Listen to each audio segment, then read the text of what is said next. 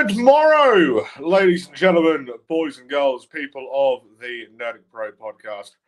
How are we this afternoon, evening, whatever sort of time this is for you guys now, or whatever sort of time zone it is you are currently watching in? My name is, as per usual, Bobby effing Salastar, and welcome to the first time in a while where there's been like a live reactions here on the Nerdic Pro Podcast YouTube channel, where I will be reacting to today's Friday Night Smackdown. There will be a live reactions, obviously, for the Royal Rumble tomorrow, as is the annual tradition here on the Nerdic Pro to always definitely react to the Royal Rumble and Mania for definite. This year, I've got to try and work with everyone else to try and do some more live reactions to some more pay-per-views. Hopefully the Elimination Chamber as well. And then obviously Mania both nights. SummerSlam this year. I mean, I don't know. Are they continuing off the two-night, like the 2 nights of SummerSlam? Because if they are, then yeah, got to try and react to both nights of SummerSlam as well. Even if it's just the one night of SummerSlam, definitely got to do that as well. You know, if it's 2 nights, 1 night, whatever, you know what I mean? So. But yeah, at the moment, they're just recapping on Netflix for Smackdown. Some highlights of Saturday night's main event last week. And, yeah, so... No, I don't actually know what's happening tonight. I think Drew and Sammy are coming face-to-face, because I believe they've got a match tomorrow for the undisputed title at the Rumble. So that'll be good. So, yeah. So let's see what is happening. As I do believe that they're in Saudi tonight, I assume.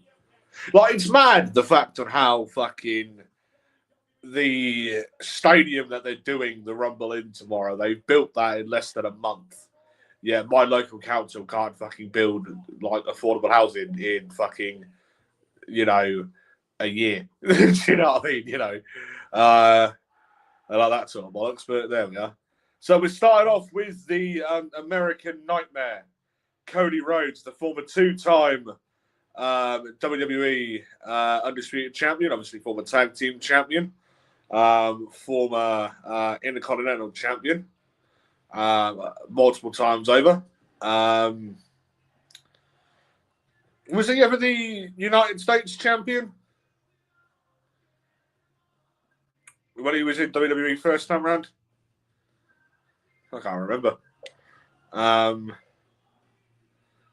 Obviously former AEW TNT Champion, I believe 3 times. Whoa! Obviously, former leader of the Bullet Club. Like, was he the leader? Yeah, he was the leader of the Bullet Club at one stage, when he sort of in New Japan. Former Ring of Honor World Heavyweight Champion. Fuck, those days are like Ring of Honor and like New Japan when Cody was there, and obviously like those days of the Bullet Club. Obviously, like the Bullet Club have now disbanded. You know, those days were fucking brilliant. You know. Absolutely fan-fucking-tastic. I don't see. I've not really watched Ring of Honor since AEW have had it.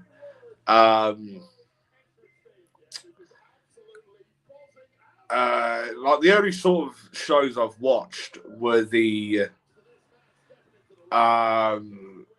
shows where they like the 3 original pay-per-views where they had. Like the trilogy between the Briscoes and FTR. Fuck me, those matches between Mark and Joe Briscoe, God rest his soul, and Cash Wheeler and Dax Harwood. Fuck me. Some of the best fucking tag team wrestling I've ever fucking seen. Genuinely, some of the fucking best wrestling ever. You know, and since they started doing the, obviously, like the taped and they like the weekly Ring of Honor shows under the AEW banner, I've not really got into it, you know. So I mean, I've had people on the podcast who have been in this era of Ring of Honor. You know, Barrett Brown being the prime example. Literally a couple of weeks before he came on the podcast, he wrestled a couple of matches for Ring of Honor. So yeah, go check that out if you haven't already. The interview with Barrett Brown. So yeah, he was the at the time AWF World Cruiserweight Champion. Obviously when he came on, but yeah. So we started off Smackdown tonight. So yeah, started off Smackdown tonight with the American Nightmare Cody Rhodes. Richie, quick hello, catch you later on, bud. Yes, you shall. So I just want to point out that tonight, myself and Richie, and depending if we can get anyone else on tonight as well, we're going to be pre-recording a predictions pod for the Rumble, which will be released, I'd say, around midday tomorrow here on the Nerdic Pro Podcast YouTube channel. So stay tuned for that. No doubt myself and Richie, well, mostly Richie, we'll go off on fucking tangent after tangent after tangent.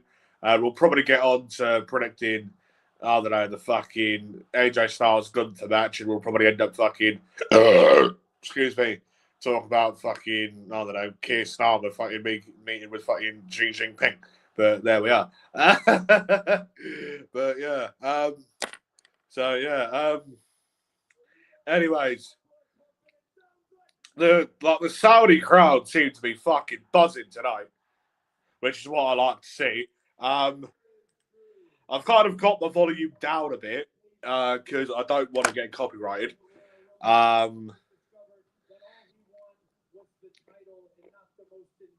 So yeah, not one woman in the crowd. Do you expect anything different? You know, this is in Saudi.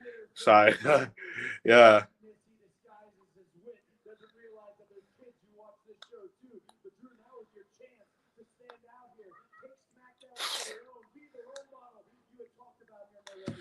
So he's coming on about Drew McIntyre. Cody. See, Cody's one person I've never actually seen live. You know. Because when I went to Clash at the Castle in Cardiff,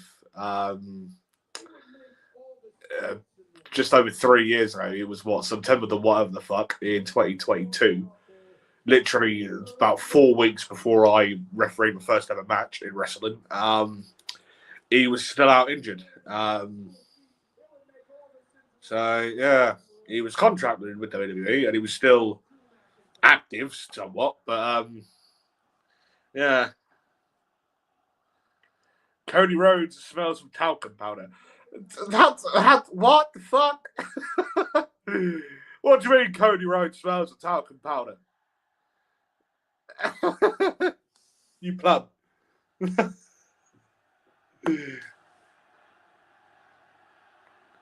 Is he now issuing himself into the Rumble tomorrow?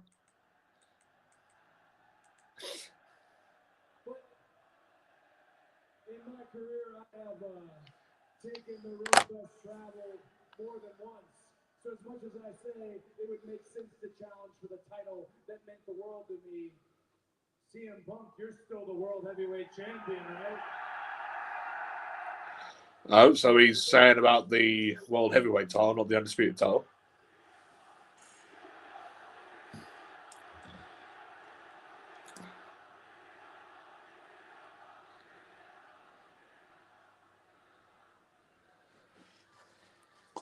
In addition to belief, and I need all the belief in the world, to the Royal Rumble, I am going into that with something no one else in the field has, and that's the fact that I have won it not once, but twice.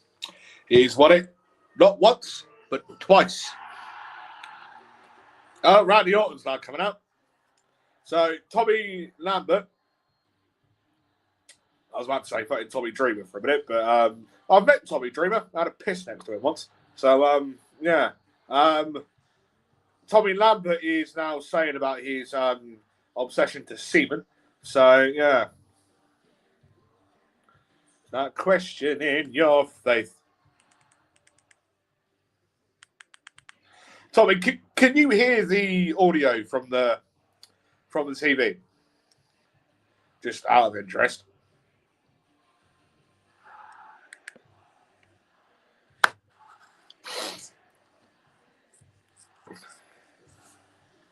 Also, for those of you that are interested, check out this link here. So if you're new to streaming, podcasting, whatever the fuck, please do click this link and it will get you a the equivalent to a $10 discount on StreamYard via the link of the Nerdic Pro Podcast.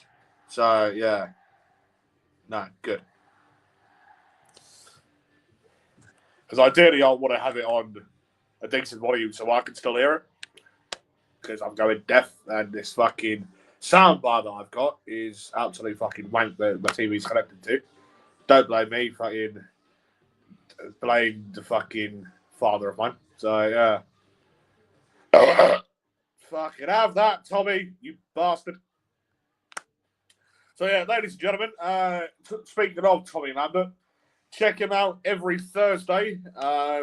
This is in UK times, by the way, on 105.7 FM, Ipswich Community Radio.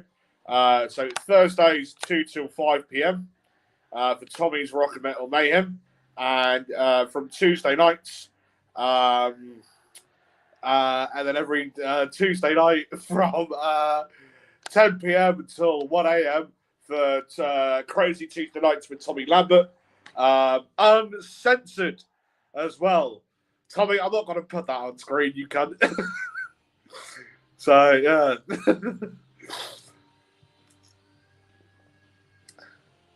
So, yeah. Go check him out on his radio shows. Also, if you like what you see here on the Nerdic Pro Podcast, don't forget to give us a subscribe here on the Nerdic Pro Podcast YouTube channel. We're going to try and get up to 500 subscribers come the end of 2026. If we can exceed that, that would be great. Also, go check us out on Facebook. Go check us out on Instagram. Go check us out on TikTok. Go check us out on Spotify as well. Spotify's not been updated for a while. I want to try and get some stuff on there soon. Just need to find a lot of the time to be able to do that. So yeah. So yeah. So Randy Orton coming out saying that he loves the Saudis. This is probably one of the best crowds in terms of like atmosphere since they started doing the shows in Saudi like 8 or 9 years ago, like whatever it was. But when did they start doing them? Like 2018, wasn't it?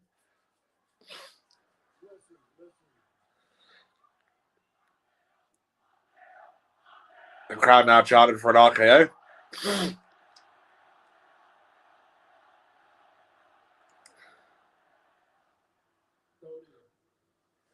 knows how I feel about you.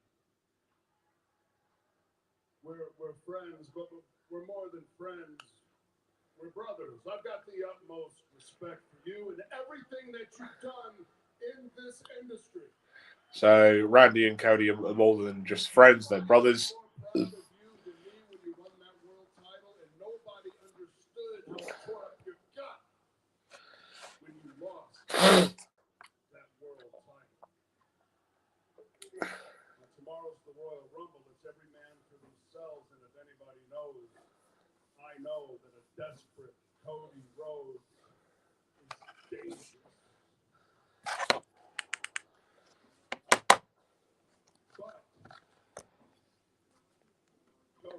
Can you still hear it now to me?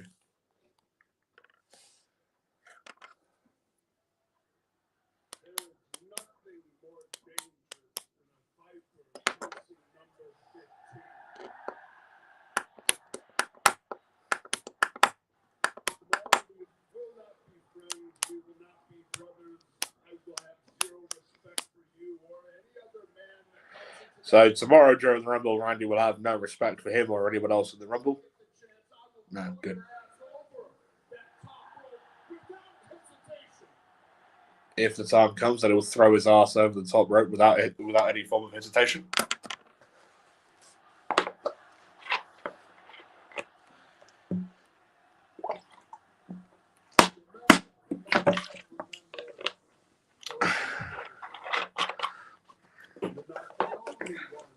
So Tommy's saying, if me and you were in a Rumble, I'd happily throw you out. Well, you've got more experience in Rumbles than me, Tommy.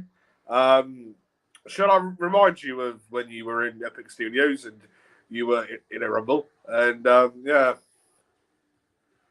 I mean, I've been offered to do Rumbles. Oh, fucking hell, Jey Uso's here. Yeet. What was I saying? Yeah, so for those of you that don't know, I referee wrestling. I've potentially got debut number 14 coming up in June, I think. Didn't actually realise that they were as local to me as what they actually are. But yeah, so I've ref 220 matches up to date. And yeah, so I've been offered spots in a couple of Rumbles and a couple of Battle Royals, but I've always said no, like on shows that I've worked on.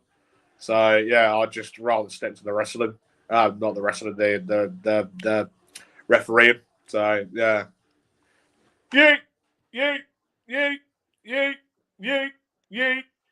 Right, fuck off, Jay. Fucking hype something up, piss off.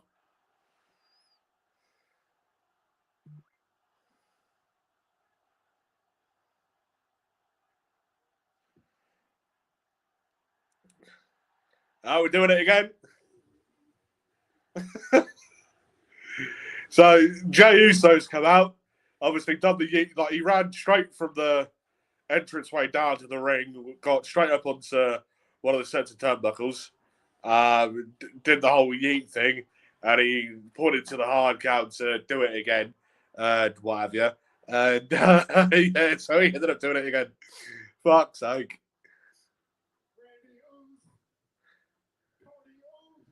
Randy Uce, Cody Uce, shaking their hand.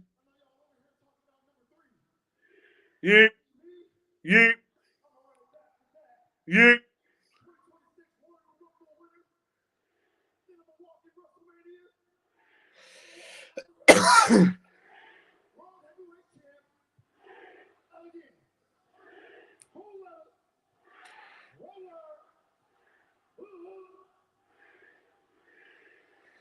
So Jay just reminded everyone that he was the winner for the Rumble last year, and he's got to do the same this year. Sami Zayn! Tommy, take your own advice and fuck off. No, you don't really. Sami Zayn's hair smells of fish. And then apparently Jey Uso stinks of cat poop.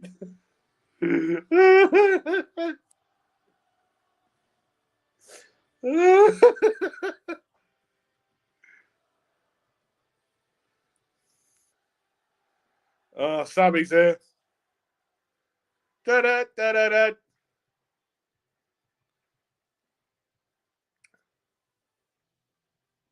Da-da-dun. Da-da-da-da-da-da-da-da-da-dun. Da-da-da-da-da-da-dun. Da-da-da-da-da-da-da-da-dun. Dun, dun, da-da-da-da-da. Da-da-da-da-da. Da-da-da-da-da-da-da-da-dun. And Bobby Salazar's hair smells of Adam Boulder's bedroom.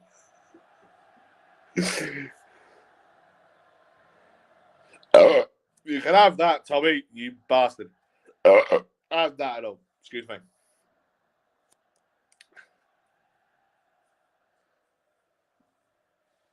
He's not used the fucking Olay thing since his old fucking El Generico days and fucking Ring of Honor.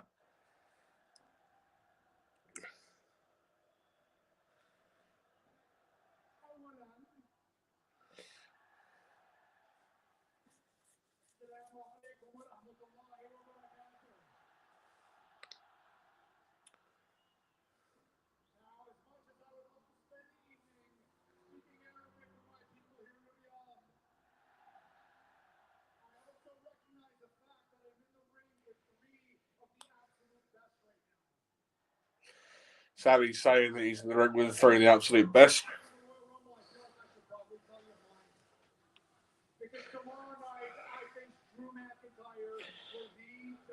Bobby can't speak Arabic. No, I can't speak Arabic, no. I can hardly speak English, let alone Arabic. Do you know what I mean?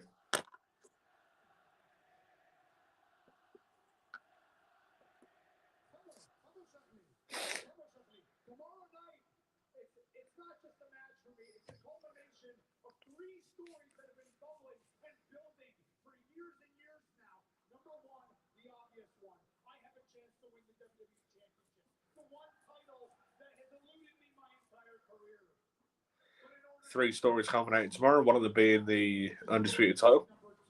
The fact that Drew McIntyre has beaten me 11 times and I have beaten him 0 times. Drew's beaten him 11 times. Never, ever beaten Drew McIntyre. Whereas he's beaten Drew no times. That does lead me to story point number 3, which is the fact that I have never, ever lost a match here in Saudi Arabia. Sammy's never lost a match in the Kingdom of Saudi Arabia.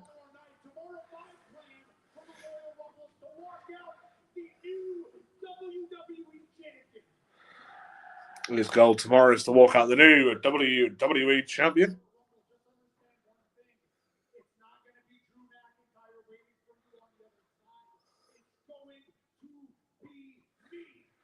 It's not going to be Drew McIntyre waiting on the other side to whoever wins the Rumble. It's going to be Sammy. What the fuck? Who's coming out? Oh, yay! The Vision! Austin Theory, Logan Paul can get fucked. Broad Breaker, Bronson Reed.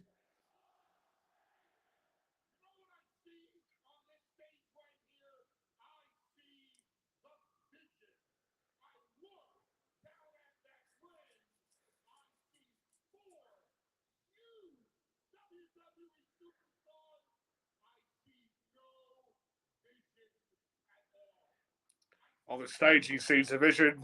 In the ring, he sees 4 WWE superstars, but no Vision at all.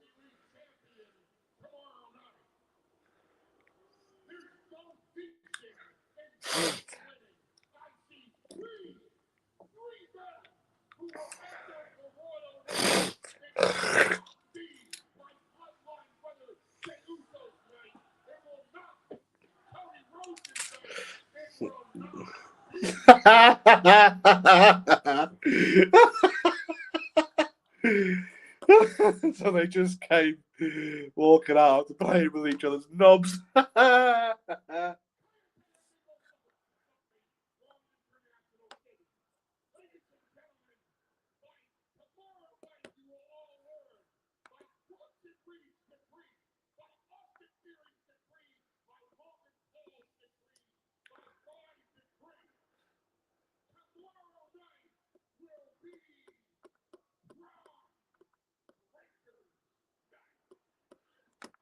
So by everyone on the stage's decree, it'll be Braun Breaker's night.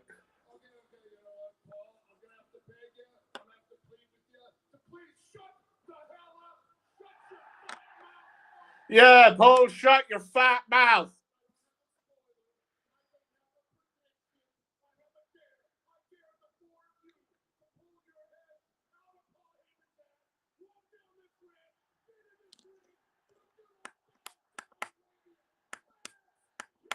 Yeah, let's have a good old Saudi Arabian ass kicking.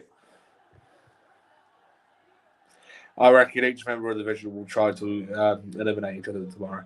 Oh, it's Nick! It's Nick! My man!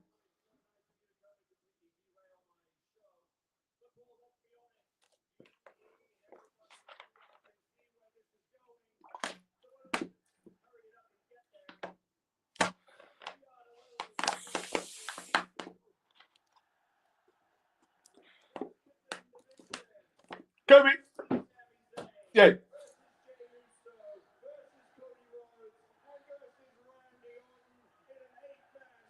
I knew there was going to be a eight-man tag tonight. Nick Aldis, fun fact about me and Nick Aldis, we went to the same fucking high school. Not at the same time, of course, because Nick's like near on double my age, but there we are. But yeah, Nick lived in a village called Docking, which is literally like 6-7 miles up the road from me, if that. And yeah, we went to the same high school. And yeah, he's billed from Kings Lynn, which is again just up the road from me. And yeah, a lot of the teachers that taught Nick there also taught me. And yeah, so and a couple of them were students that were in Nick's year as well. And yeah, so also in my hometown of Hunstanton, Nick actually wrestled his very first match at our town hall as well. So yeah.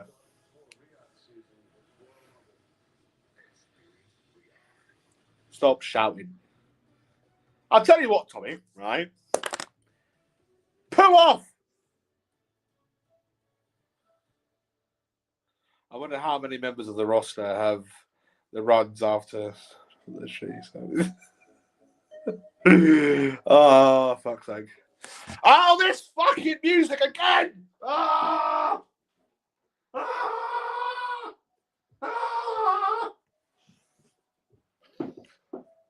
Ah!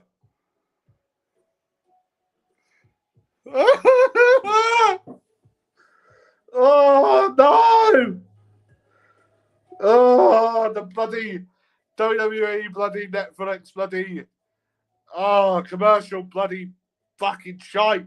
Oh, I hate it. I hate it. Oh, bloody fucking went to Sainsbury's earlier. Was meant to get myself a fucking tube of Pringles. To bloody sit, bloody eating them, bloody whilst I'm sat here and like watching this shite. Oh, now I want to fucking listen to this crap. Oh, I hate my life.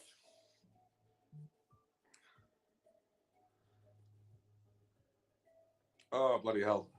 I think it's weird the fact that I'm wearing an AEW Kenny Omega top whilst I'm reacting to a fucking WWE show. Mad, ain't it? Is that a real fireplace or has it been blown up? Yeah, it's a legit fireplace. Hang on. I'll show you. Yeah, so it's legit. So yeah, like we've got plants and shit around it, but yeah, so so yeah.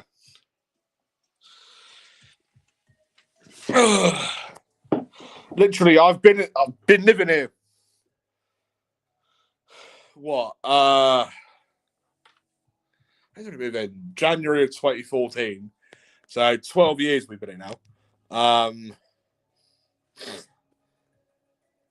So yeah, 12 years we've been here now. We're due to leave. We're due to move within the next sort of week or two. Literally just around the corner. But yeah, in like the 12 years we've been here, never actually once used it. That firewood was literally there like when we first moved in. You know what I mean? And as I said, like we've been here for 12 years now. You know what I mean? So yeah.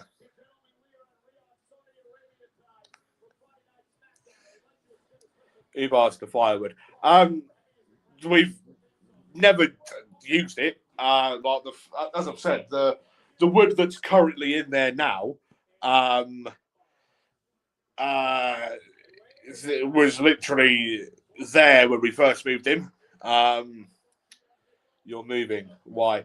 So the landlord is selling up. So yeah, so because he owns the shop that's underneath us, because I live at the masonette, and we live above a shop, and there's a holiday home underneath the shop.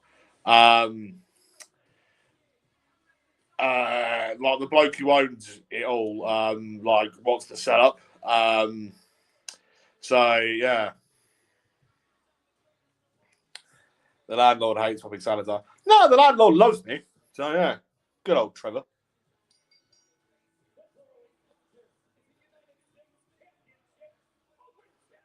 So Carmelo Hayes is coming down for an open challenge match for the US title. When was it he had Leon Slater in it? So what's the replays like then? We're downgrading massively. I'll tell you what I'll do, Tommy. I'll record a video and literally show you the fucking size of the place, because it's a really big fucking place, and I think the rent is fucking cheap as fuck. So it's got to be that new Saudi by WWE. So, yeah.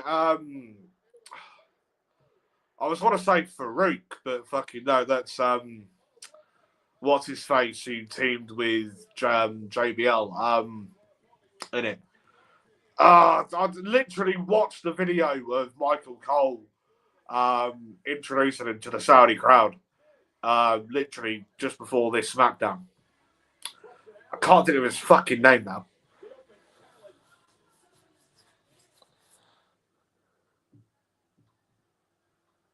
I spit in the face of people who don't want to be cool. Imagine if it's fucking Carlito.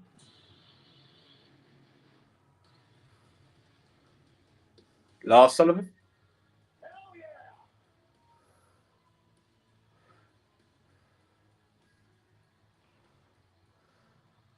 Yeah, it won't be Ron Simmons, lol. Who the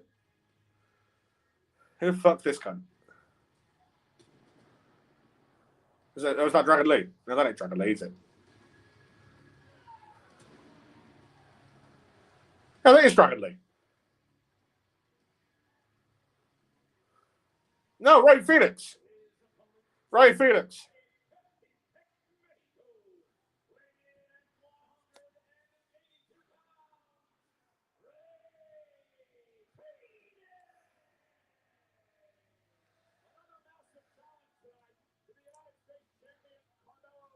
This will be a good match.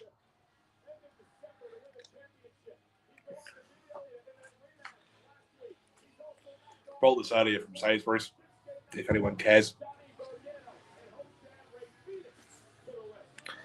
Lars fucking Sullivan, you burp.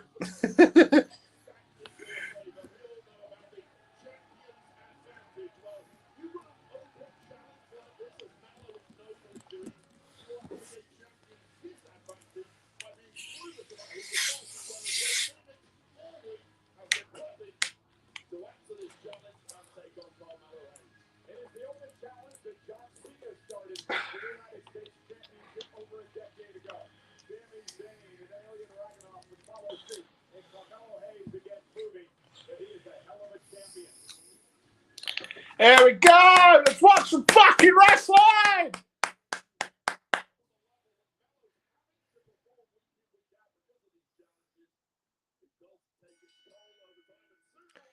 So we start off with a lockup. Rolled from Milo to Phoenix. Chop. So rope, jumpity jump. Front flip.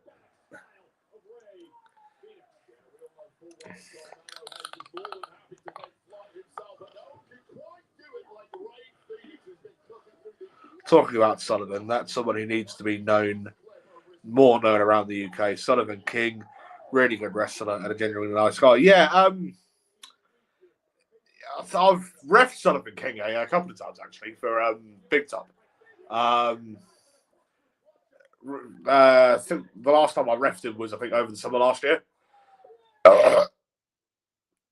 Excuse me. Was it last year or was it the year before? Year before, I think it was. Yeah, and was it last year? Either fucking way. He was in a match against JJ King. This was one of the many shows of Big Top that I've reffed the full show of. And then literally 2-3 matches later, he then wrestled in an 8-man tag elimination. So, yeah.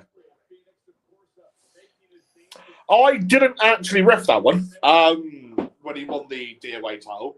That was when he wrestled Big Joe, wasn't it? In Hull. Asa did that match. So, yeah, that was me who did that. So, yeah. I reffed on that show, but it wasn't me who reffed that match. So, yeah.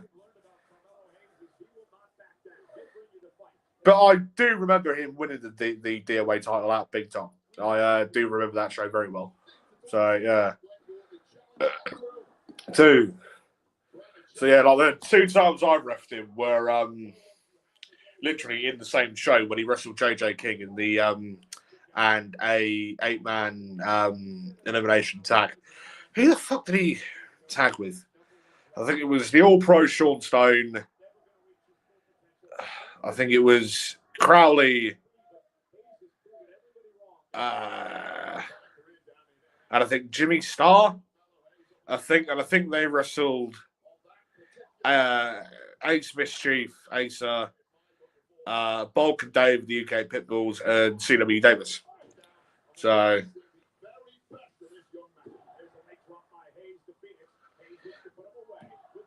Asa hasn't reffed for us since that day he worked for us. So he hasn't worked for you since he worked for you. Okay. Lovely.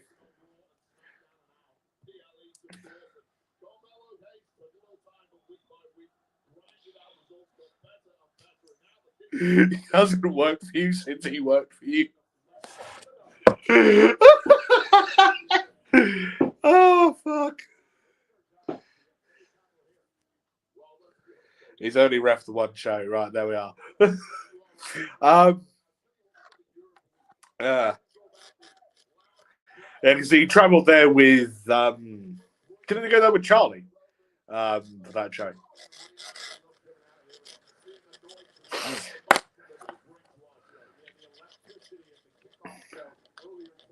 I'd really like to go back to DOA at some point. You really are a back, aren't you? I know.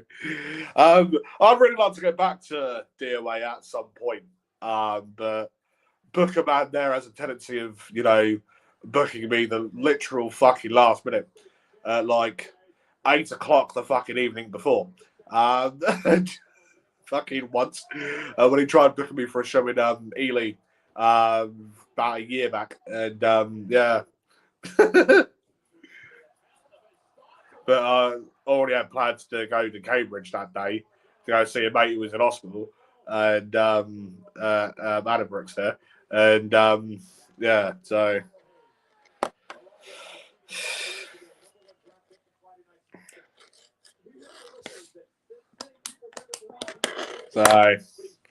had I not have already planned to go to Cambridge that day, then yeah, I would have come to Ely to have done the show. But yeah, I mean, if he's already got all the dates booked with venues and whatever this year, then why is he not booking people for certain dates? Don't fucking book talent between each show. Fucking book people like in advance. Don't use the excuse of, oh, well, you're just a ref. It's fucking. I'm quite lucky that fucking I'm not like 99% of the fucking refs that he uses regularly. I've worked for 13 different fucking companies. I'm traveling the country literally most weekends. Do you know what I mean?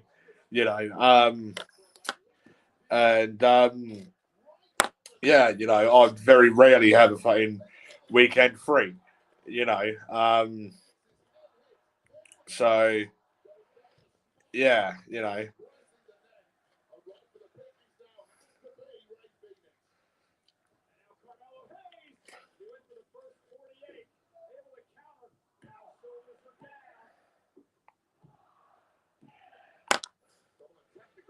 Shut up, you mongol. Well, I ain't fucking wrong, am I? If you've got the dates with with the fucking venues booked, start booking people for that fucking show. For that date. If he doesn't own the fucking ring, get the fucking ring booked. Do you know what I mean? Get the fucking wrestlers booked, get the fucking refs booked. Do you know what I mean?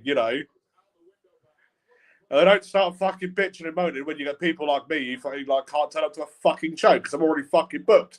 Now my fucking fault that you're booking me like the literal last fucking cunting minute. You know what I mean?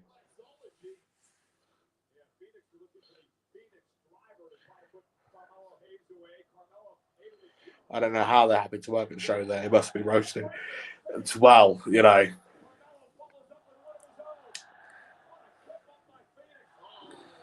Double kick.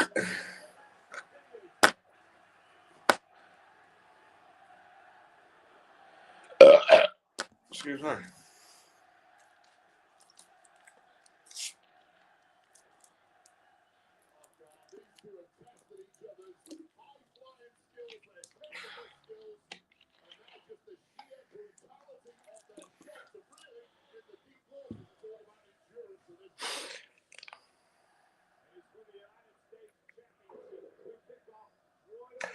Like these Saudi fans have an obsession with doing the Olay chant, don't they? Olay, Olay, Olay, Olay, Olay, Olay. That one.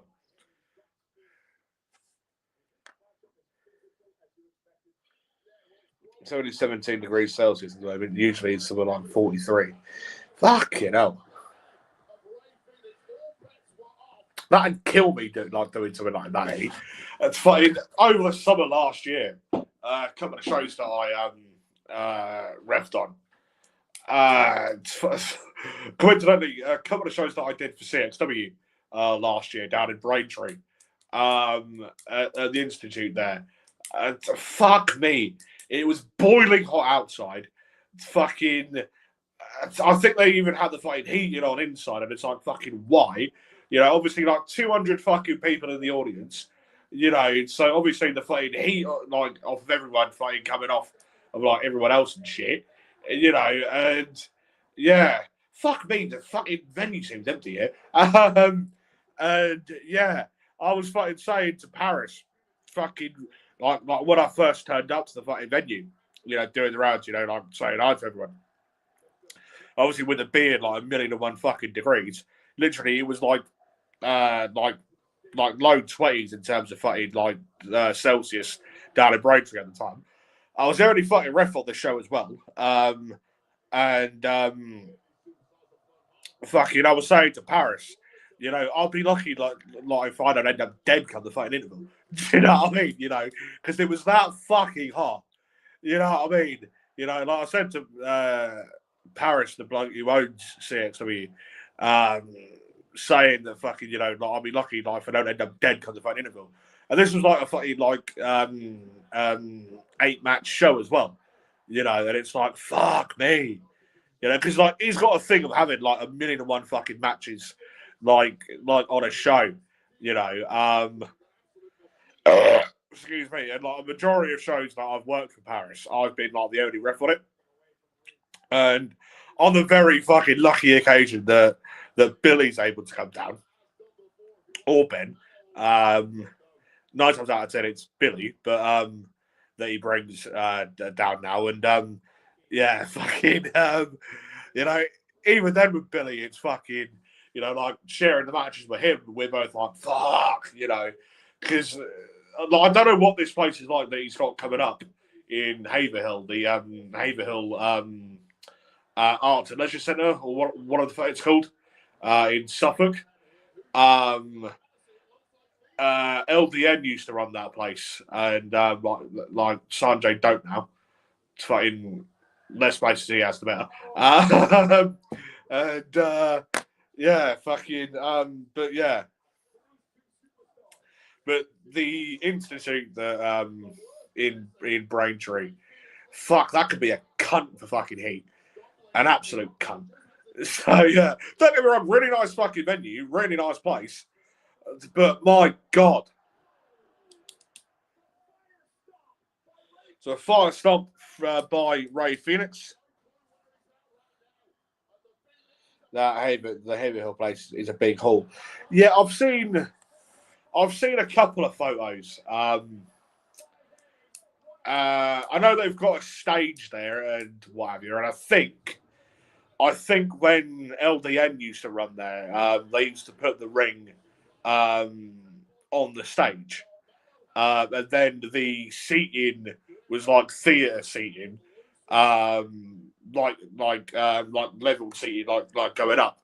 I don't know if that'll be the same case when we go there, like in a couple of weeks. But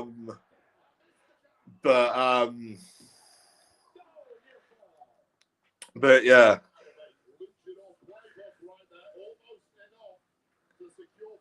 But in the couple of photos that I've seen, like it looks, you know, like an all right, like enough place.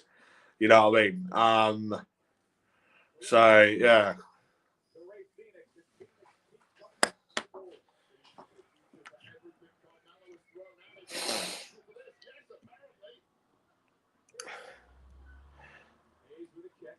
Kick to the midsection of Ray Phoenix. 1, 2. Oh, kick out by Ray Phoenix.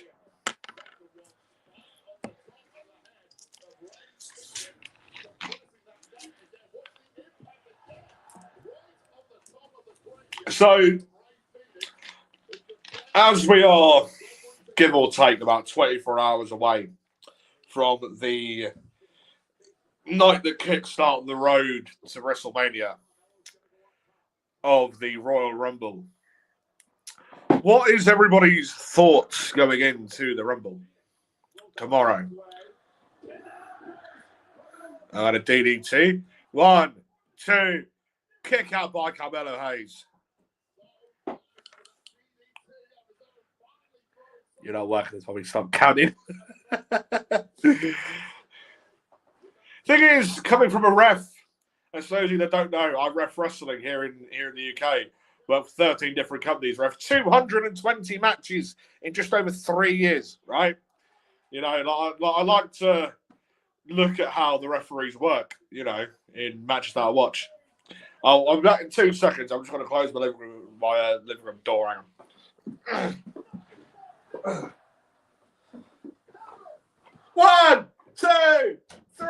And Carmelo Hayes has won and retained the US title.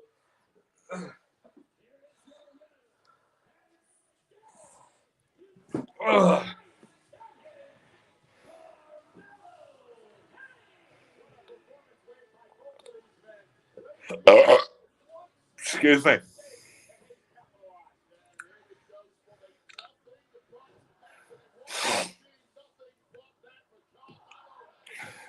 Very good match to start off the show, to be fair.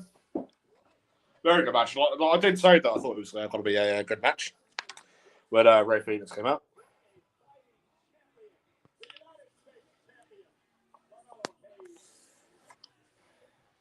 There don't actually seem to be that many people there, to be fair.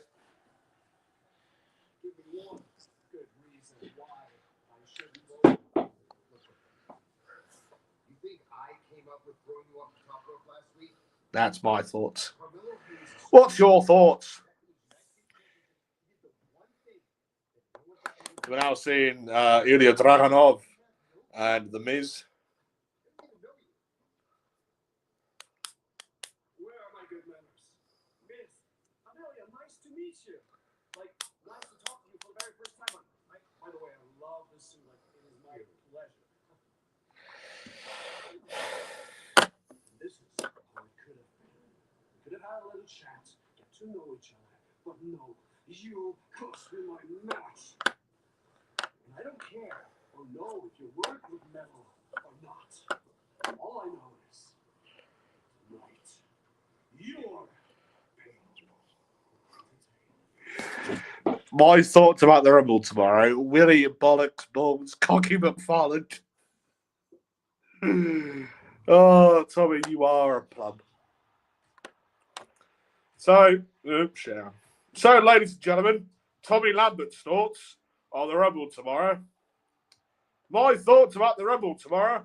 Willie Bollocks Balls Cocky McFarland. You didn't realise that I'm not going to, after this, I'm going to edit this into a short, and I'm going to make sure that goes viral. Oh, dear. Oh, you can fuck off playing that again. Ah! Fucking commercial shit. Ah!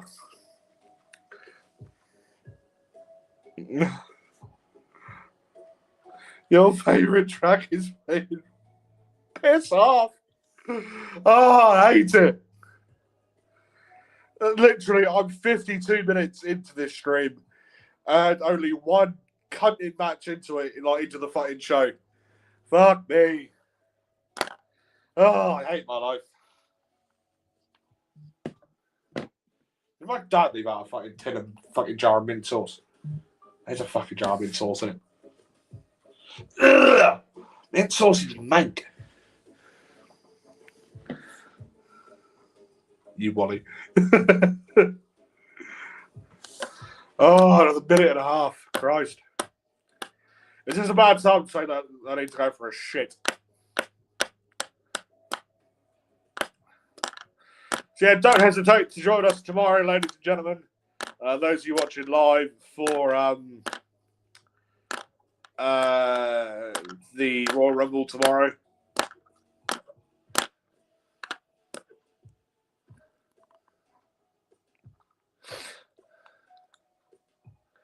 Drink it. No, I fucking hate mint sauce. Plus, the fucking last thing that fucking you got me to fucking eat, right? Oh,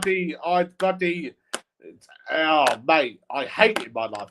That fucking spicy bit of chicken and that fucking spoons in Golston. Ugh! Mate. I wanted to bloody smack you up after that. Stop with the pen.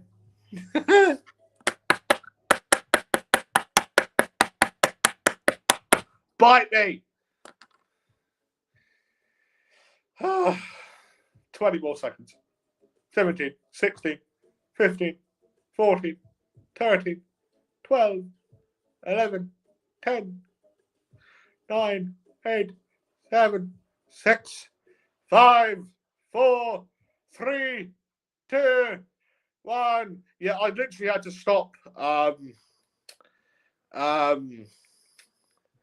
literally had to stop watching Fear the Walking Dead to come and bloody watch this.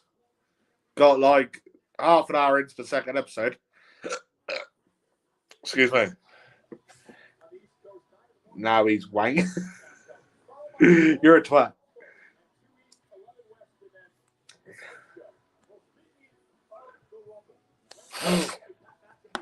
Oh, you got to get into the next bloody match or what?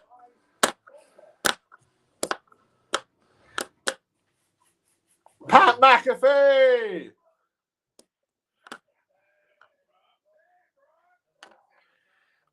Fear the smelly bed.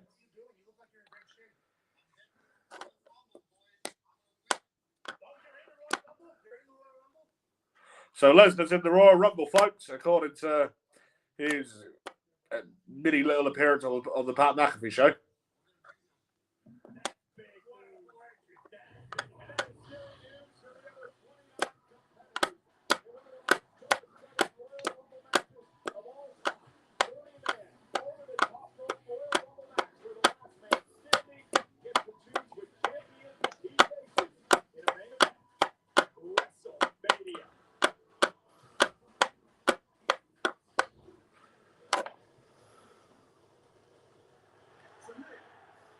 Fuck's sake, I can't forget when he came in and eliminated everyone. Yeah, that was when he that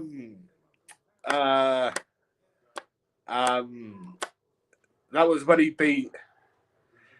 Didn't he beat Lashley? No, was it Lashley or was it Big E for the WWE title? And then entered the Rumble the same night, and then literally fucked everyone about.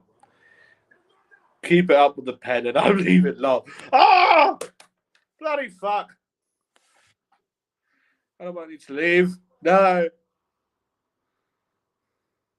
Because just think, Tommy, the more time you spend here watching this, right, the more time that accumulates for the watch hours on the channel. So yeah. So I'm trying to keep you here as long as possible. So yeah. Damian Priest and R-Truth roll the numbers with Nick Aldis.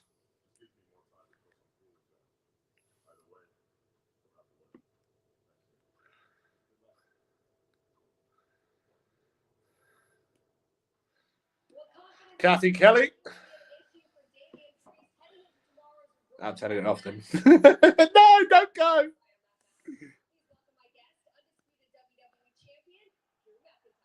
So here we are, Drew McIntyre.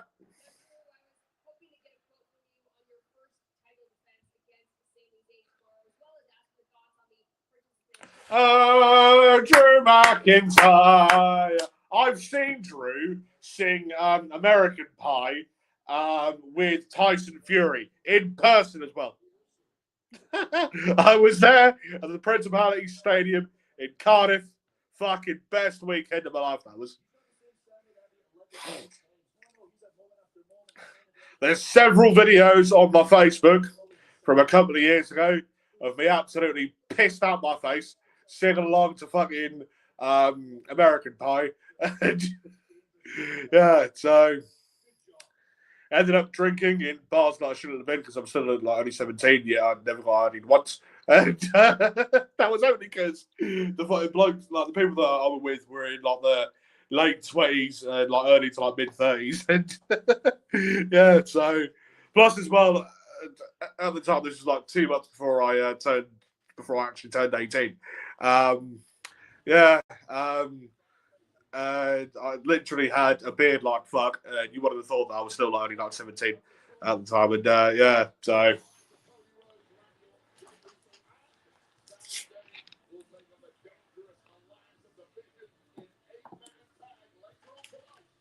I have heard rumours, though, that supposedly WWE in talks to.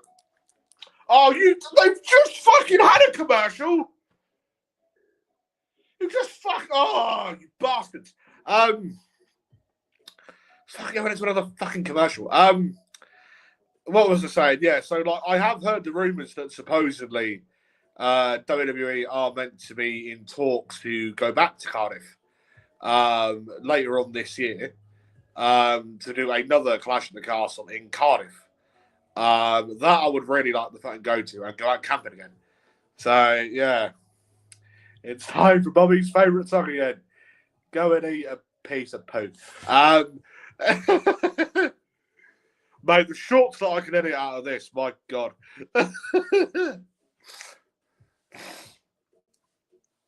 Oh. Because when I went to Cardiff, me and 3 others, excuse me, bloke called Jay, bloke called Fred, bloke called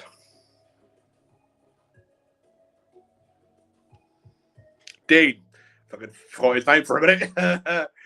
Jay's uncle and cousin, Ruben and Ryan, all went to it and all went camping up there. But Ruben and Ryan were in a Premier Inn. And yeah, we were about 1.5 miles-ish from the Cardiff Castle. There was a big sort of foresty park sort of area. For those of you that know King's Lynn very well in Norfolk, it's basically Cardiff's version of the walks in King's Lynn, that sort of area. But 1,000,000 times the size. And yeah, so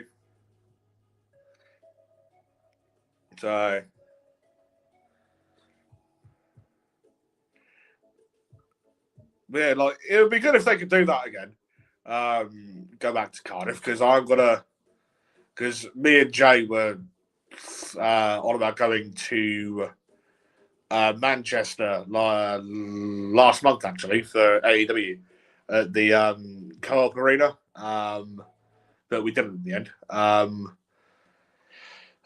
So yeah, if they do end up doing that, then I would very much hope that that if they really do come back to Cardiff and do a pay-per-view there, we could do that again. And yeah, so Bobby Salazar is a ginger cock-faced Wally. Tommy, take your own insults and eat a poo. I can't speak. So we've got Kathy Kelly backstage with Rhea Ripley and Io Sky, the women's tag team champions. See, didn't I predict this a couple of months back? That Rhea Ripley and Io Sky would start tagging and end up becoming the women's tag team champions. We've now got Raquel Rodriguez and bloody what's-her-face. Go away.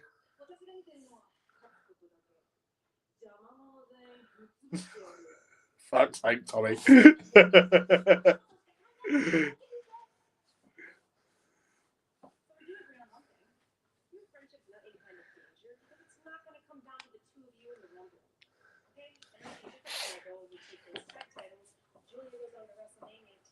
Julia, that's her name.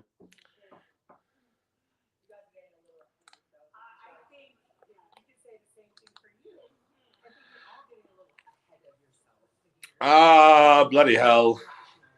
Lash Legend and Nia Jax.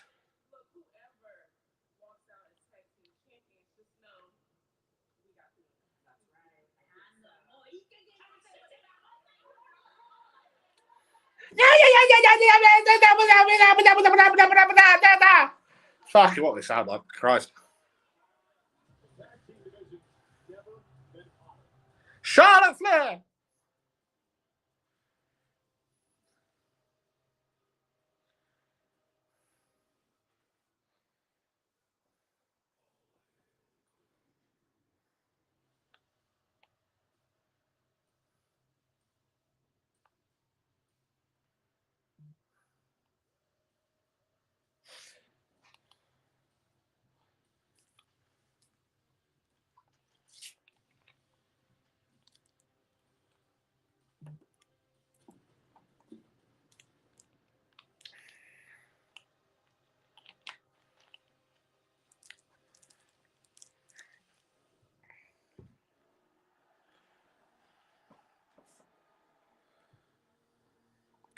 Did you not just see Kenny Dykstra? Was that it, was it? One of the security guards. Alexa Bliss. Here we are. Here we are radio from Spotify. Alexa, fuck off. Oh my God.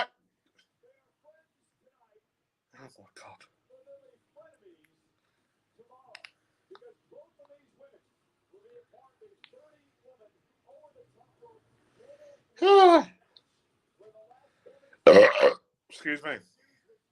Yeah, my ALEXA is literally right behind my phone, right next to my TV. So yeah, and when I said ALEXA Bliss coming out, yeah, she then decided to go off. Whore. Alexa, fuck you. I'm not quite sure how to help you with that. Those of you that didn't get that, she's not quite sure how to help me with that, bitch.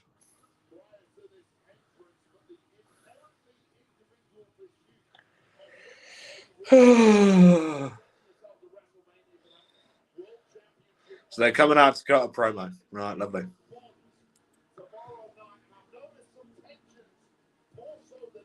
Right, is it me or does it seem very, very, very empty. Like there, not many people in the audience.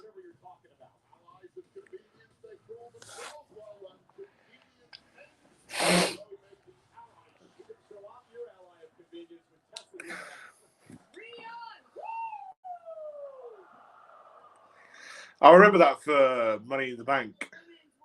No, so it wasn't Money in the Bank. Mania when I last did a reactions. I did one for Money in the Bank last year, didn't I? Because that was not long after WWE acquired AAA, and quite a few people went from the AAA show to the Money in the Bank thing. Because like they were in like the same city but in two different arenas. For the first like bit of Money in the Bank, like the fighting place was empty. I remember that now. Shove off. Who's shove it off? Thank you, but no. What I was saying was I was planning on winning the Royal Rumble. So they're both now saying that they're both planning on winning the Rumble. I mean, I've won twice, so the odds are in my favor. Right, but you have to remember, I made history too. I had the first WWE Women's match in the Middle East. Alexa was the first. Alexa, piss off! So Bliss was the first women's match in the Middle East. You've been a great tag partner. You're a great best friend, but tomorrow is every woman for herself. I mean, did you think I was going to help you win? Help me win. Charlotte, I don't need your help to win, but you don't need my help either. And I'm going to hold your hand when I say this. My best friend, Charlotte. Not everything is about you. Yeah, Charlotte, everything's about you, you bitch. So you're saying if I turn my back, you're going to toss our friendship, you're going to toss me over the top rope? Yes, yes, yes, yes. Toss her over the top rope.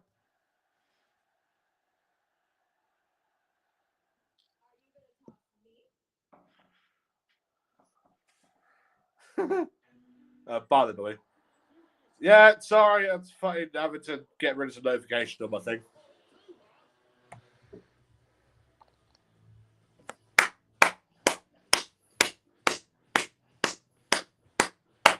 Liv Morgan.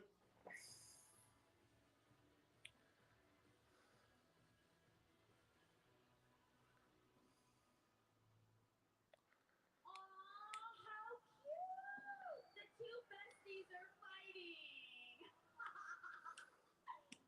We can't relate, but to be real, while you two are busy backstabbing each other tomorrow night, one of us three are gonna win the Royal Rumble match.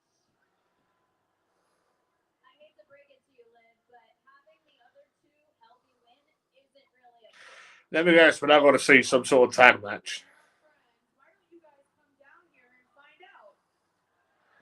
So Bliss and Flair versus Raquel and Liv, maybe.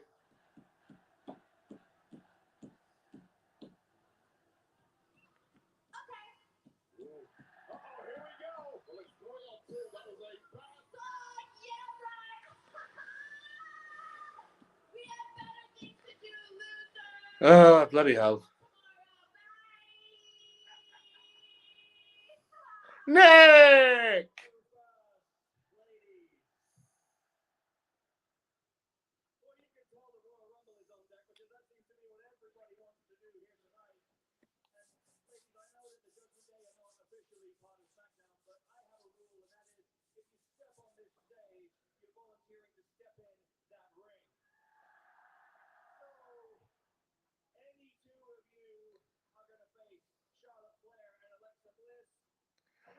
Right now. Yes. Didn't I call that women's tag match? Oh, Charles Robinson's the ref. Oh, you could get to fuck now playing this shit again. Ugh.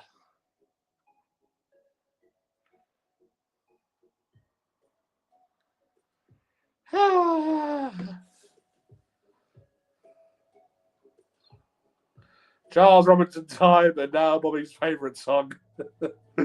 Oh, I hate that song so much. Oh, bloody hell.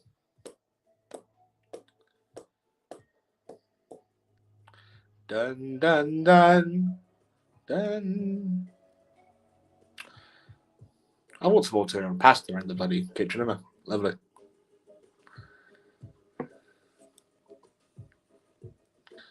So, random thought of the day.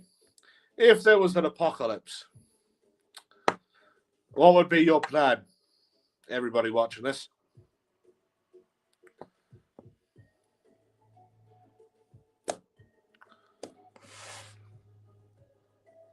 Oh, bollocks. I didn't mean to press that. I thought you were cooking dinner. I did cook my dinner. I cooked bloody tuna and pasta. And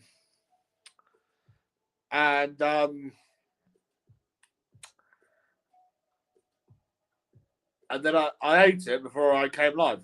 So, yeah. I literally finished it like 5 minutes. Literally 5 minutes before I fucking come live. If there was an apocalypse, I would stand in the flames. What flames?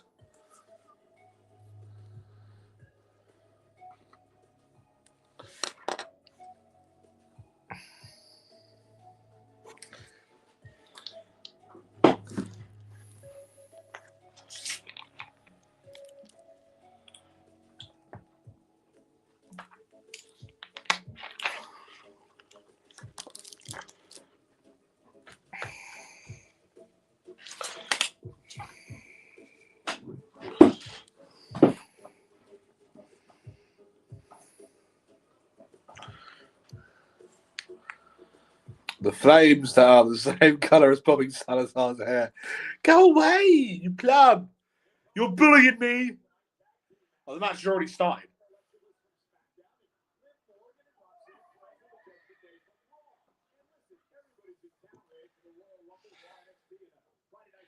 We've got Roxanne Perez and Alexa Bliss.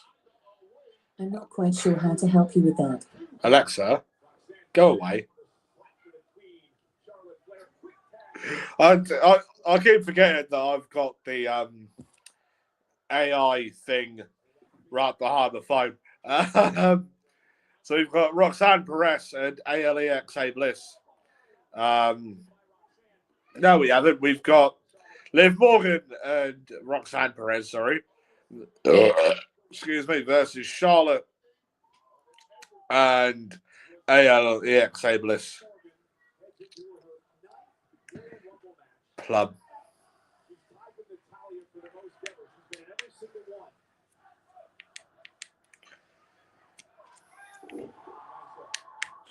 I'm going to try and get this mic sorted.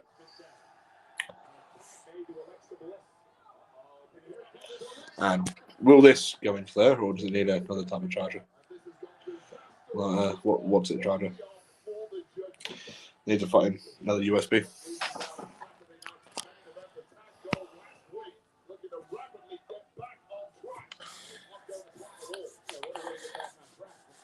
So, yeah.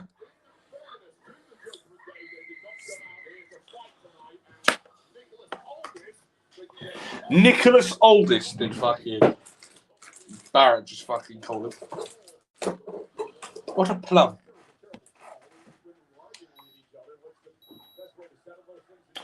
Well, temperature is 36.7. You can tell I'm bored, can't you? Because fucking I no disrespect to those wrestling, but my god. Axiom versus Johnny Gargano is also on tonight. Where the fucking charger is this? I am. Or should do.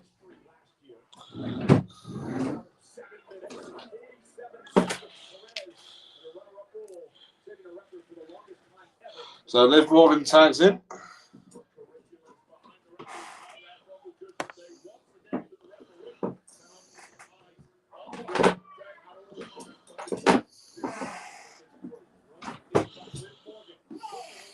2. Kick out. You can see Buddy Liv pointing towards some stuff.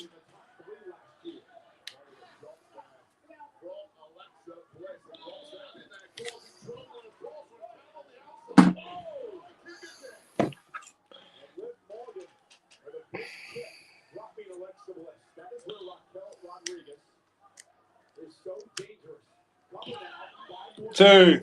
Kick out.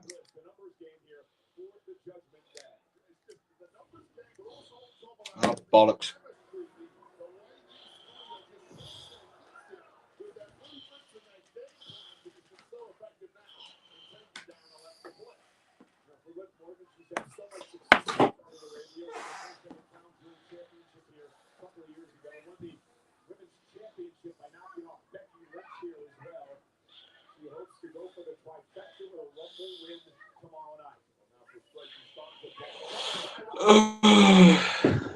That cable reminds me of Adam Bowler and his Xbox cable.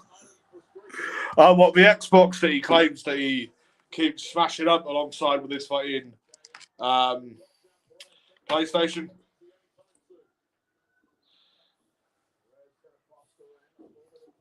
So, oh no.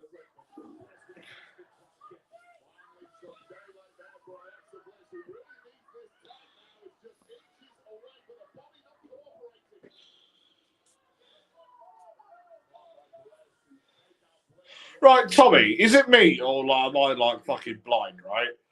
Or is that fucking stadium arena place like fucking near on empty?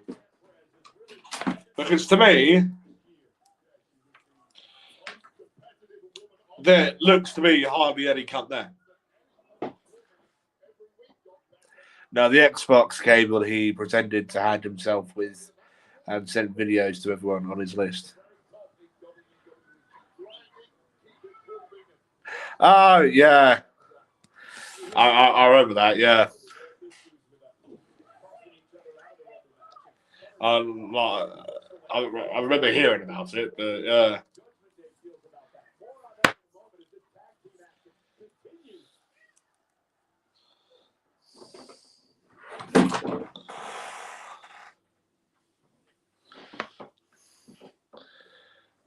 Go back to fucking commercials again.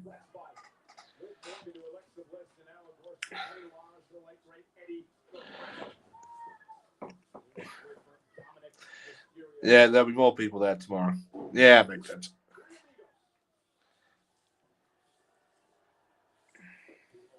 So Liv now knocks Charlotte Flair off the canvas. Charlotte tries getting in. Obviously, Charles Robinson, the official for this match, trying to keep her out. And you've got Roxanne and Raquel beating her down. Obviously, Raquel Rodriguez not in this match.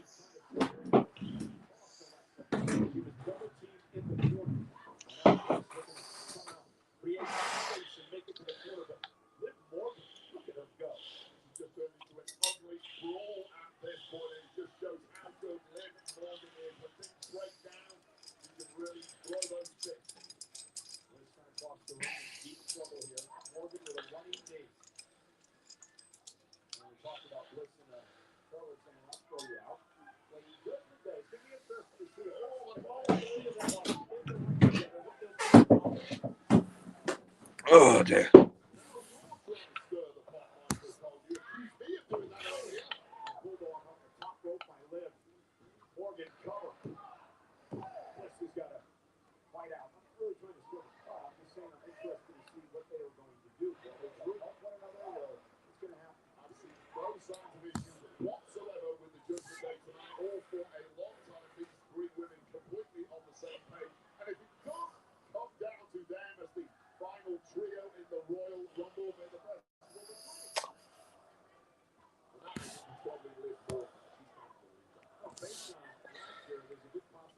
Sorry about that. Fucking just had someone message me. So, yeah.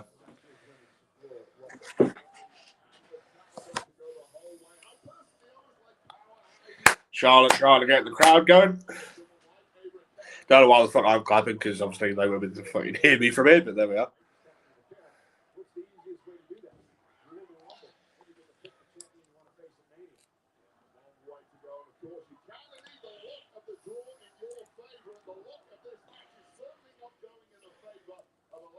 he's cut off once again by the sharp mind and rapid movement of Liv Morgan. Liv mocking Charlotte Flair as Alexa's not been able to get to a partner in the corner. So, Bliss on the ground, Liv beating her down.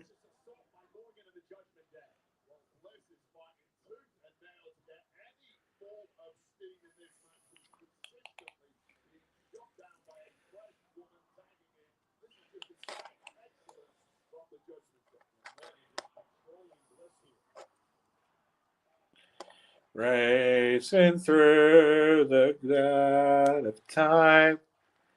Power Rangers, Time Force, Time Force, Time Force, Power Rangers, Time Force.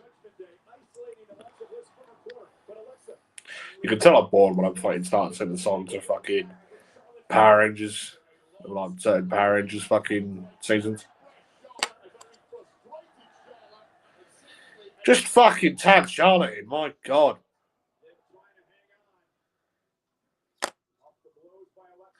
Roll up, 1, 2, 1.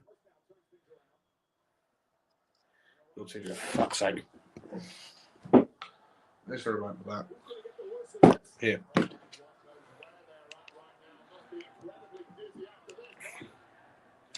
Just had a fucking notification up on my TV because it's a smart TV. Saying they will turn off in 5 minutes. Obviously, fucking thinking this fucking got on standby. So, yeah.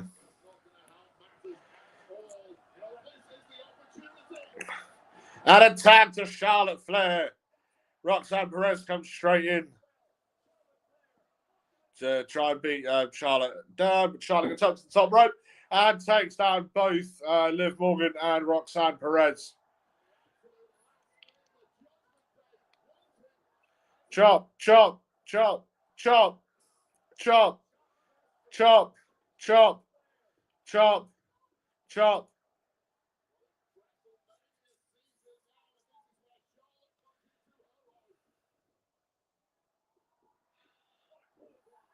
And a clothesline from Charlotte after doing a run to the ropes on a cartwheel to Liv Morgan. And she now picks Roxanne Perez up and a backward slam to Roxanne Perez.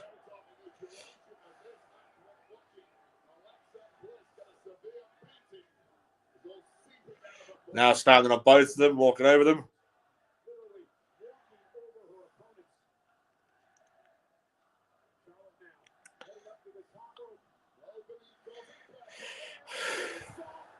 Backwards moonsault. Honestly thought that Roxanne got the knees up for a minute. But obviously not. Charlotte Flair.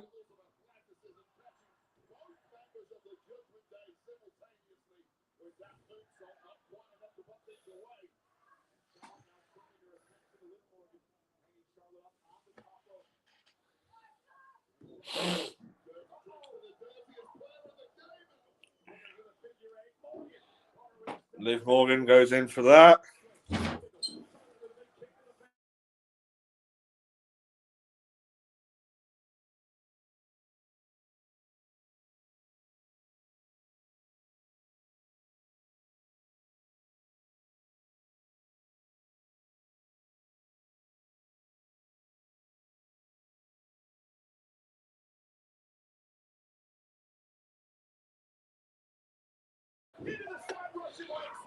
Side Russian leg sweep. 1, 2. Kick out. Oh, kick out after Charlotte got the save.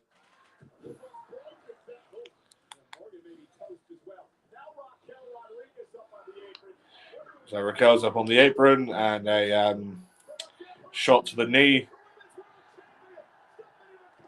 Oh, Stephanie Varco's here. Lovely. Or as I always call her, Stephanie Varcois.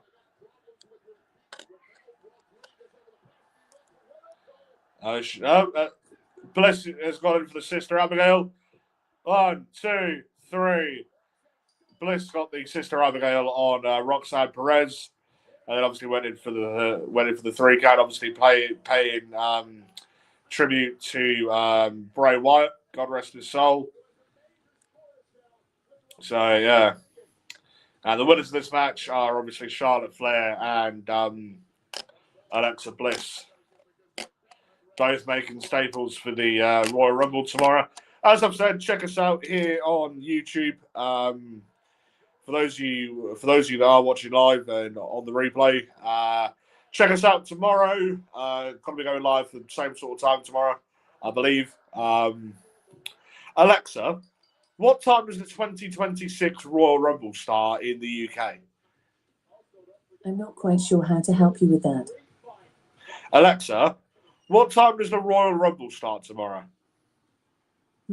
I don't know that one.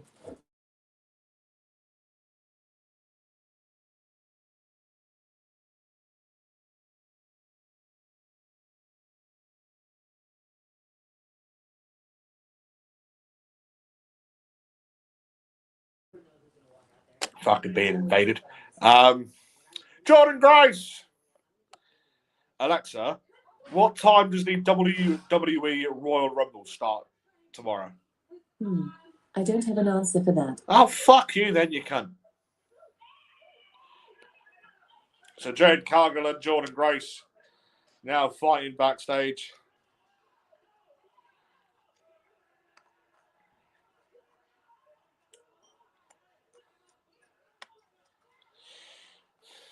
I definitely like to see them two face off one-on-one, which I think is what they are sort of planning on doing. So, yeah.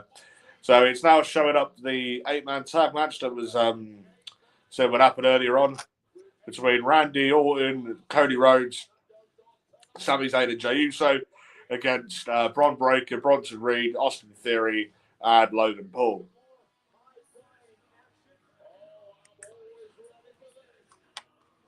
So Axiom versus Johnny Gargano now.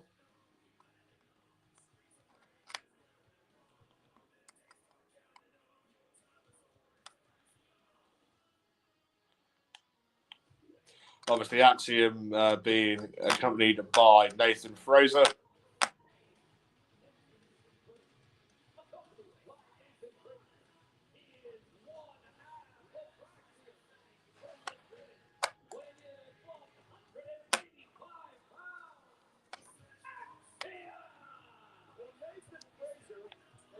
Just trying to think, what's Johnny Gargano got to end up doing now, because he was still technically in the tag team of DIY with Johnny Gargano. And obviously now Johnny Gargano is no longer with the WWE. As 2 days ago on Dynamite for AEW, Tommaso Ciampa ended up accepting Mark Briscoe's open challenge for the TNT Championship for tomorrow Collision.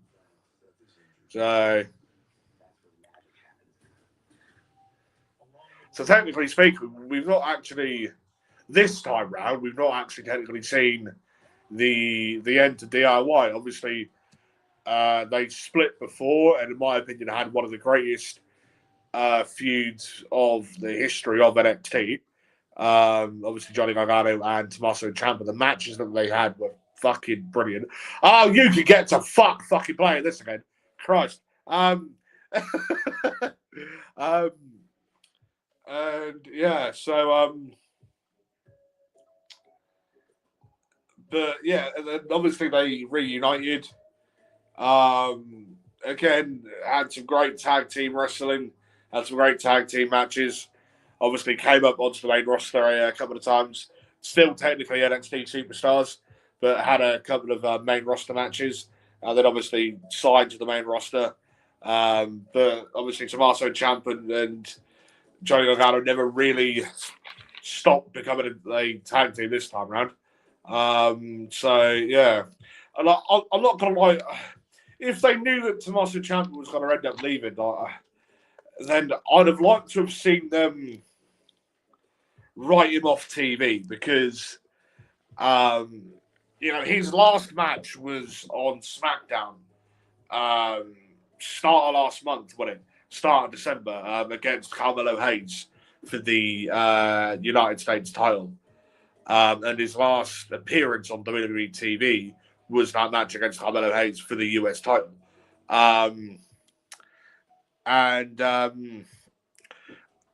have liked to have seen them, like how they, I say like how they did with Ricochet, because I can't remember what the fuck it was, but Ricochet came out to, help people that were like being attacked and like what have you, and he ended up fucking having his ass fed to him, and fucking then ended up being written off TV for his contract to then expire, to then obviously then go off to sign with AEW. So sort of prolong it out like he's injured, but then obviously then have him come into for him to then have his contract like expire or like what have you, or have him split with Johnny Gargano, and then have him have a match between them as a loser leaves WWE. Do you know what I mean? But the fact that now he wasn't written off TV and written out of WWE like at all, for them not to split up DIY, I thought that was a bit of a stupid idea, really, and for them not to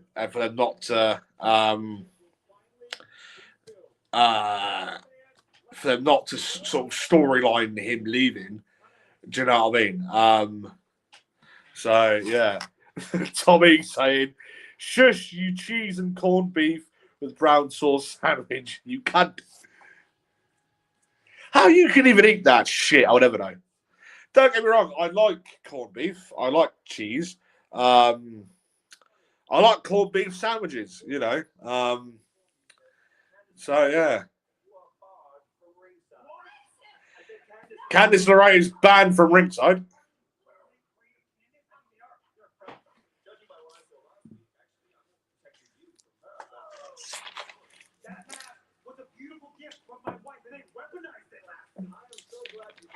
I'll tell you what I'll do, Tommy. At some point within the next couple of days, I'll buy myself some sliced cheese, some corned beef. I've got brown sauce in the cupboard somewhere in the kitchen, and I've got some bread, and then I'll make a cheese and corned beef with brown sauce sandwich. So yeah, I've got grated cheese, but I don't really like putting grated cheese in sandwiches. So yeah, I only really like putting sliced cheese in there.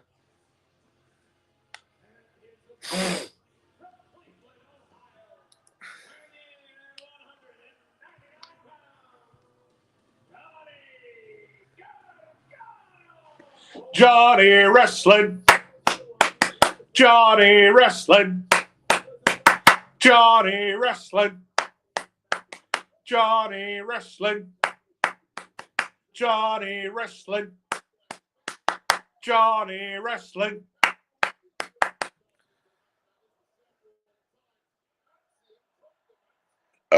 Tommy, you can have that, you prick. Excuse me.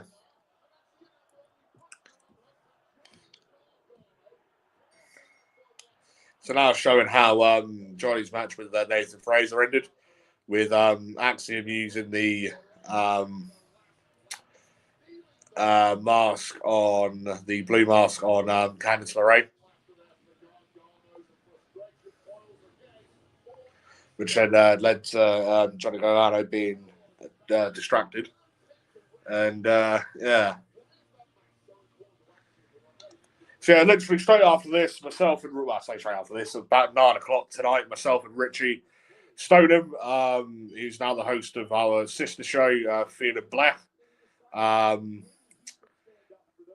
check that out. All the Feeling Black episodes will be up here on the Nerdic Pro Podcast. He's got one coming out on live with Collapse in the Sky, a metal band, on the 9th of February.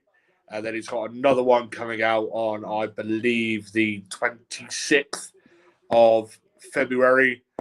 So the Collapse the Sky one will be live. He recorded one, pre-recorded one a couple of days back with, I believe the bloke's name is Andy. He is the main organizer, or one of the main organizers for Metal to the Masses East Anglia. Big metal gig thing, tournament thing for various different bands and what have you. And like they do them for various different regions. But Andy, I think his name is Andy, or something like that. He's one of the main organisers for the East Anglian side of things. That will be coming out on, I believe, the 26th of February. Tommy is obviously here talking about his anus. So not Andy's anus, but Tommy's anus. Yeah, so go check that out. Richie's also got a Facebook for that as well, and an Instagram and a TikTok. So go check all them out. So yeah, I need to edit some stuff with his podcast the other day with Alfjelden. I think they're pronounced like they're like a Norse group, like a Norse metal music group. And just edit some shorts, put them up onto obviously here on YouTube and up onto Facebook as well, onto a personal Facebook page as well as the Nerdic Pro TikTok and Instagram page. I need to update the Instagram page like a lot more. So yeah. Andy Pandy Pudding and Pie. What the fuck? What the fuck is Andy Pandy Pudding and Pie?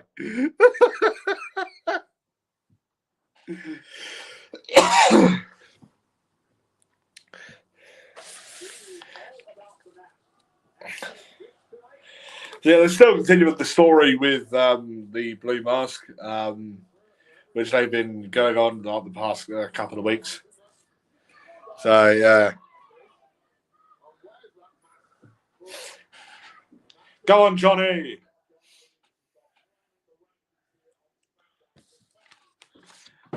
So yeah, I need to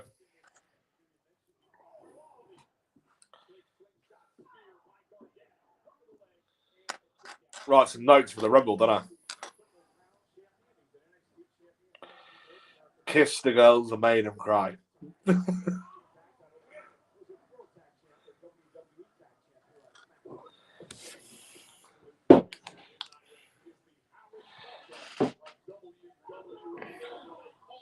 So a leg sweep by Johnny Gargano to Axiom.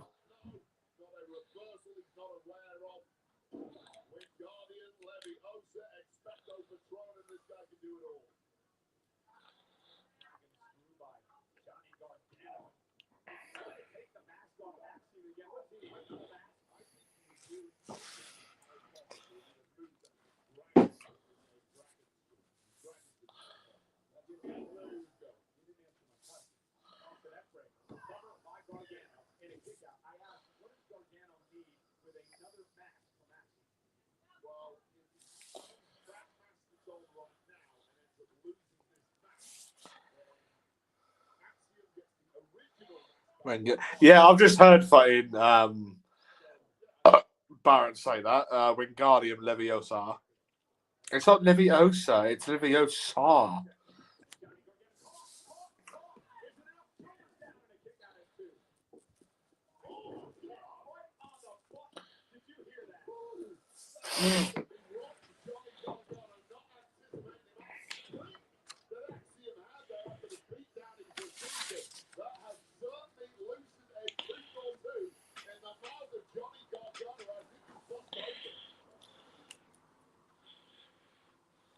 So coming back from commercial break. Johnny Gargano and Axiom in a physical battle here tonight. Axiom wins. He gets his mask back from Gargano, who stole it a number of weeks ago. Something a little different about Axiom tonight. He was truly fired up and throwing everything but the kitchen sink at Gargano, the man who stole his precious mask. Locking up. Axiom to one day now. One, two, kick out from the Spanish Fly. Johnny Gargano kicked out.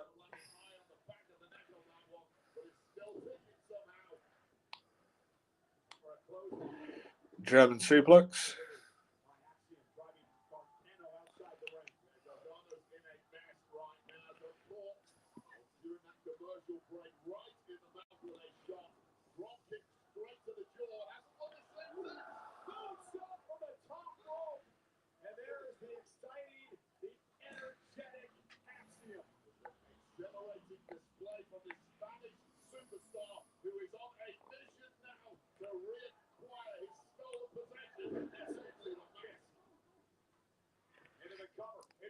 1, 2, and a kick out by Johnny Gargano. So this ref, I've heard that she is meant to be a masked female wrestler on WWE Evolve. I've not really watched WWE's Evolve since they brought the Evolve thing back. Well, obviously, Evolve with its own company, wasn't it? Very good company. But from what I've heard, she's meant to be like a masked wrestler on that. So I do need to get into Evolve because there's actually like some pretty good talent on there. So yeah.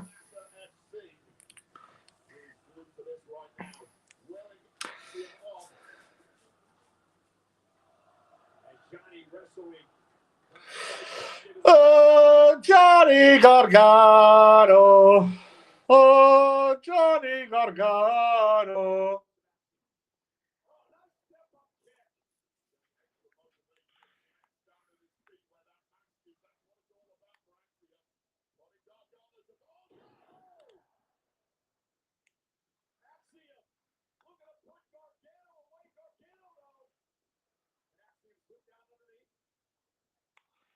Duck your head. 1, 2. Kick out of 2.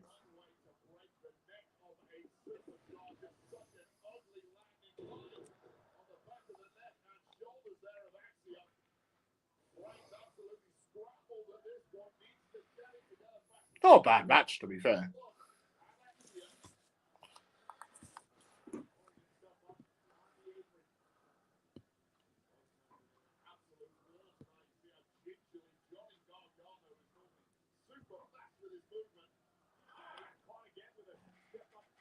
Step up kick by just as said by Michael Cole by Axiom to Johnny Gargano on the top rope, on the top turnbuckle.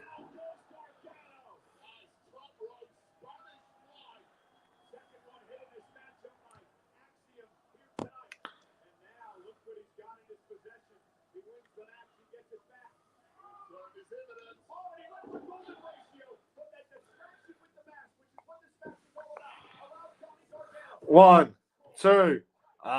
Kick out of 2 by Axiom after the roll up. Johnny's trying to get his red mask off. And he's got the mask. He's got Axiom's red mask. He's pulled it off. That's a DQ, isn't it? No, you take the mask off of someone. 1, 2, 3. No, I'm sorry, but aren't the rules of wrestling, if you take the mask off your opponent, you're instantly disqualified? Like, is that still a rule in wrestling, or is that just in fucking Lucha Libre?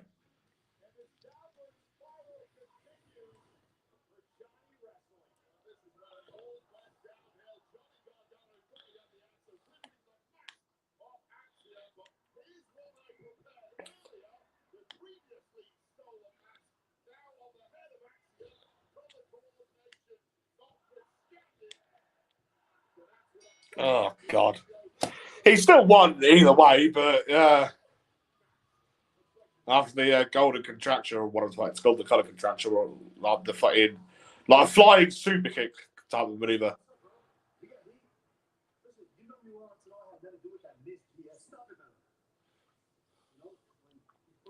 Are we going to see Carmelo Hayes and Ilya Dragunov wrestle again?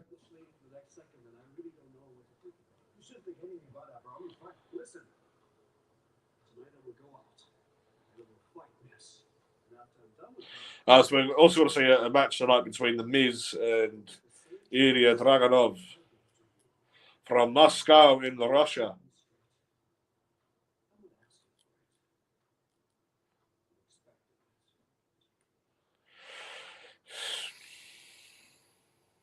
Or could we see Ilya Dragunov and Carmelo Hayes take a bit of understanding to one another and potentially see them as a tag team in the near future? have The Miz beat Carmelo Hayes for the US title, maybe. And then have Carmelo Hayes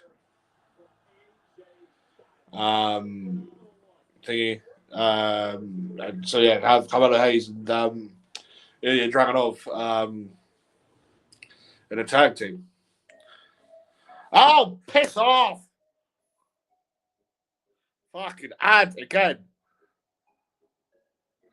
Ugh. So after this commercial, we're going to end up hearing off of AJ Styles before his match tomorrow against Gunther. So I'm literally going to be back in like 2 minutes. Hang on.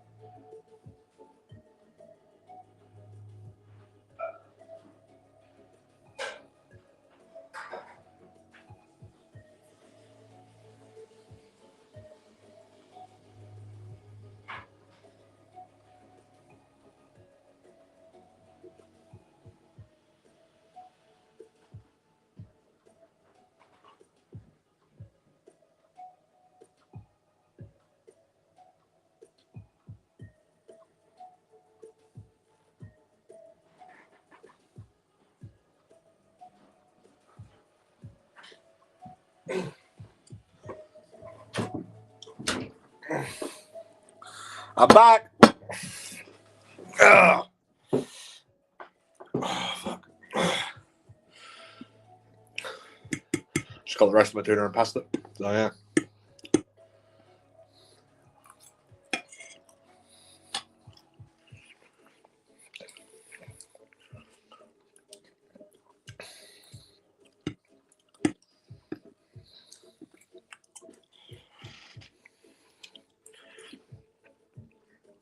Whilst I'm sat here being forced to watch the WWE Netflix commercials with this stupid song against me own fucking will.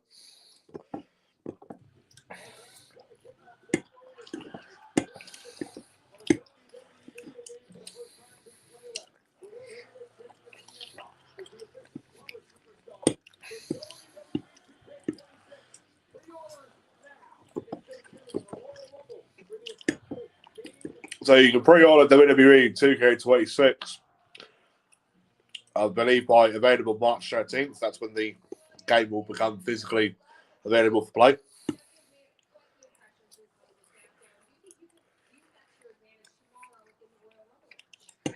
So Kathy Kelly's with Trick Williams.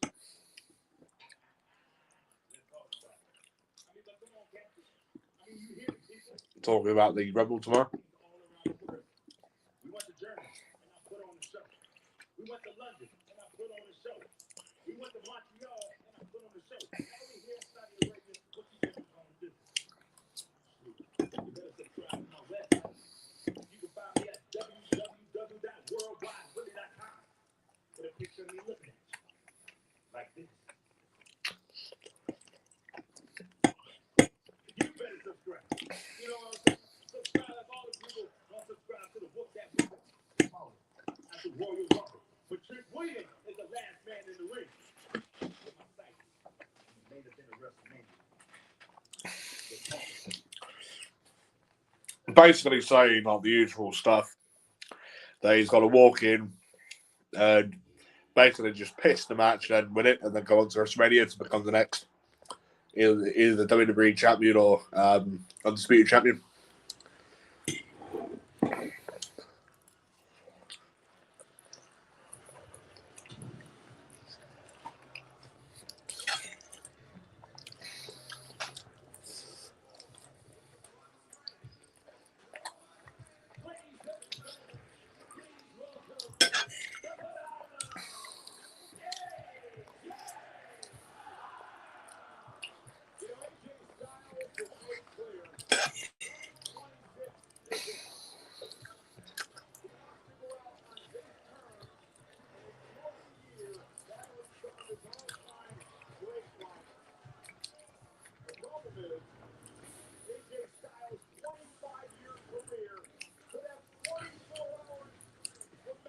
He's wrestling a lot of fucking more than 25 years. Christ.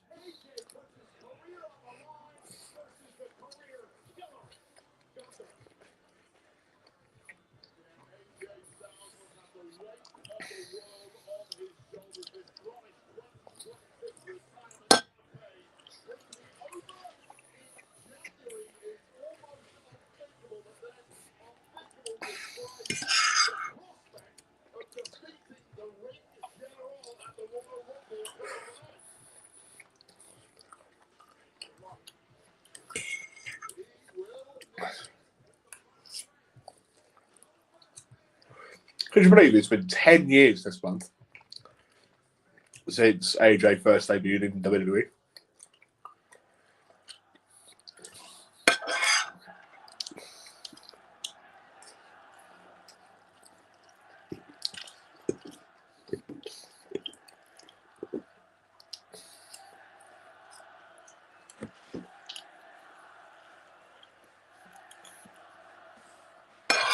The crowd seemed to like him.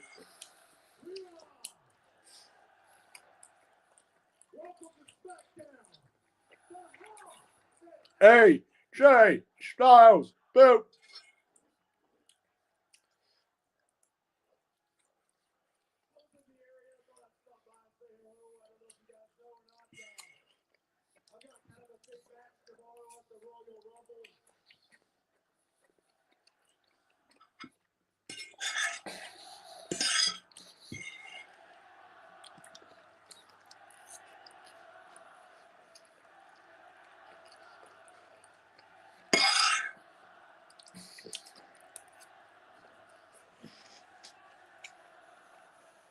You know what?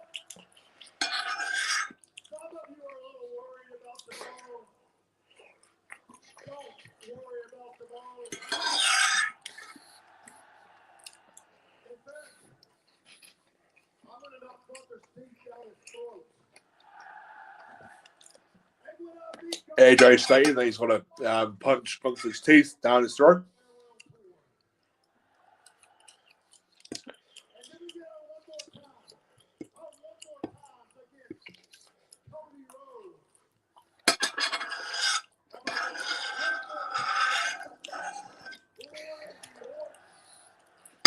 Rhodes. Saying about one more time with Cody, one more time with Randy.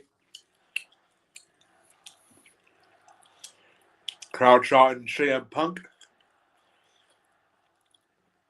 They had a really good match this past Monday.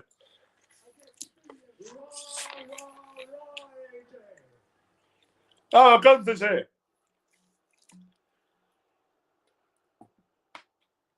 Coming in from behind the commentary desks.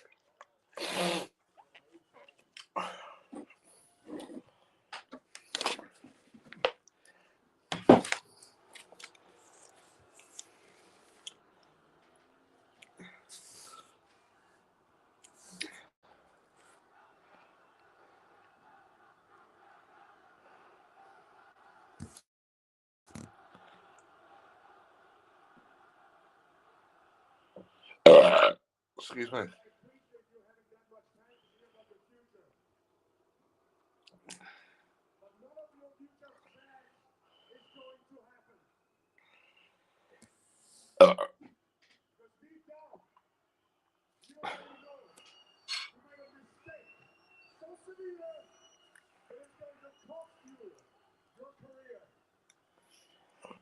AJ's apparently made a mistake that's going to end up costing him his career.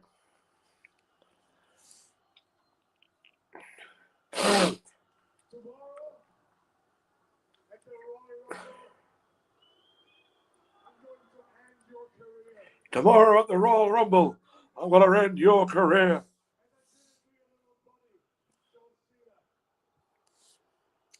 Just as he did to his little buddy, John Cena. He's apparently going to make AJ Styles tap out.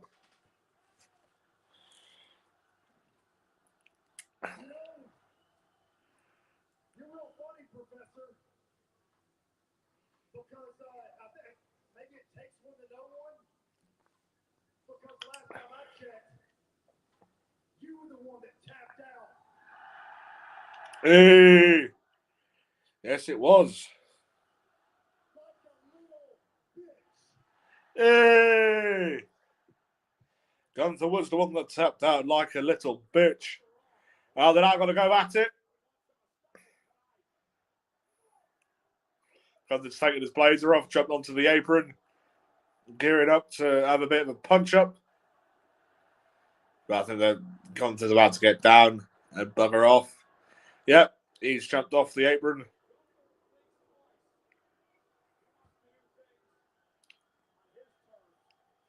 Gunther wanting to do things on his terms.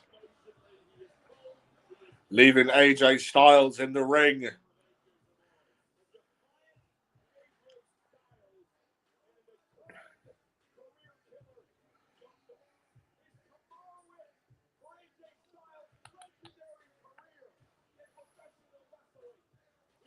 If AJ Styles loses tomorrow against the Ring General, the career killer, he must retire. And the man who recently faced AJ at Saturday Night's main event, Shinsuke Nakamura, with Tama Tonga, one half of the WWE Tag Team Champions. Strong style. Shinsuke, I knew beating AJ Styles last week. Maybe it's time for you to follow him on his way out. Ooh, I got it. The Shinsuke Sayonara Tour. The Shinsuke Sayonara Tour. You got confidence finally here. But for me, you're still young punk. Bad boy Tama Tonga. But anyway, I need to give you a gift. Yeah, that shit can plan. Obviously, they've known each other from their old New Japan days. Give me the ring. That's your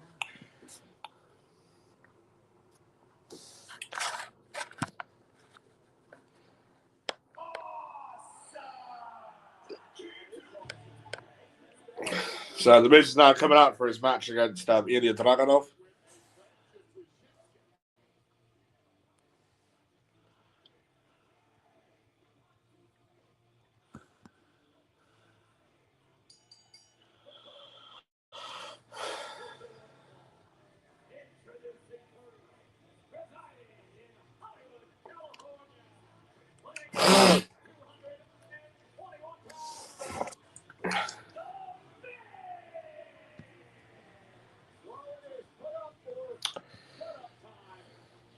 I can tell that this is going to be a match that's going to be like over and done with within the space of like a couple of minutes.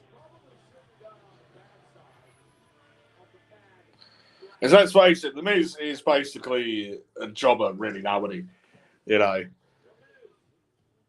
Dragunov, one-on-one, coming up next on Smackdown.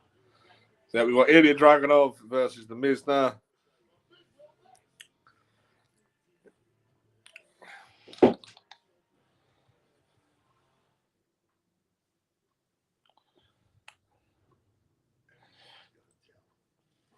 Showing some bloody stuff for the Rumble tomorrow.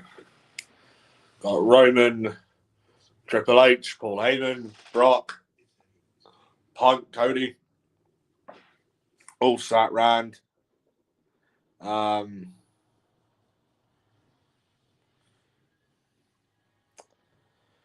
Shinsuke eyeing up Tama Tonga tag belt, Evil leaving New Japan, supposedly heading to WWE. You can get to fuck playing this shit again. The doesn't fucking thingy ad. What was I saying? Yeah, Evil heading to WWE. Would it be a bad thing, to see Shinsuke and Evil team up in WWE? Then take on the Tongans, or the Gorillas of Destiny, as I still refer to them as. For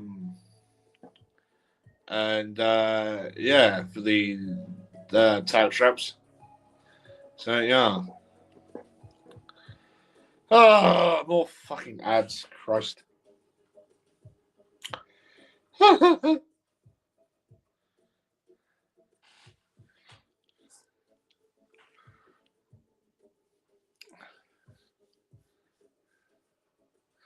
Shame that, obviously, because in the States, obviously Smackdown's still on their main TV in it, whereas Raw is exclusive to Netflix. So, yeah, they've only got these fucking commercials because of their fucking ad breaks out in the States. So, yeah.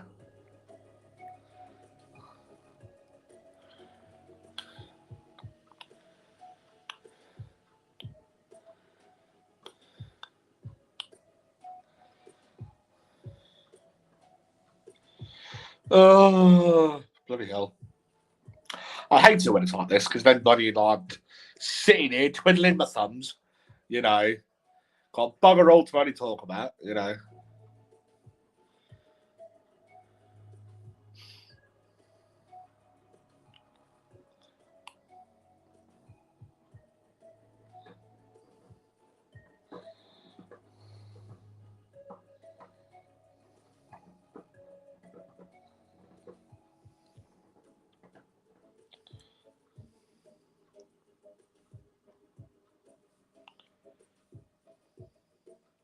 Could you imagine, Richie, if Eagle turned up in the Rumble tomorrow and eliminated the either Tamatonga or Tongaloa,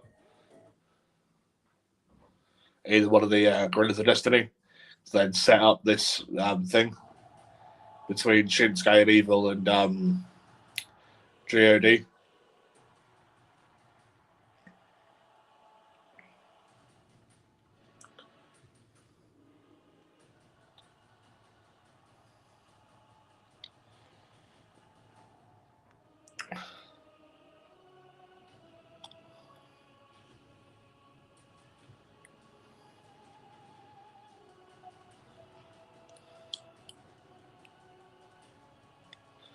Yes, we get it. Roman's going to be in the Rumble tomorrow. Piss off.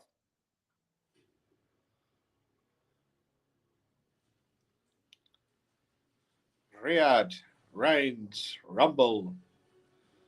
3 hours. Or 4 hours if you want to include the term Roman.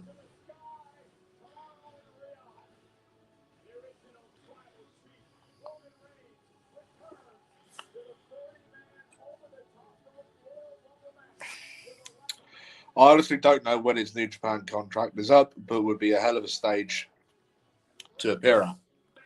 I agree.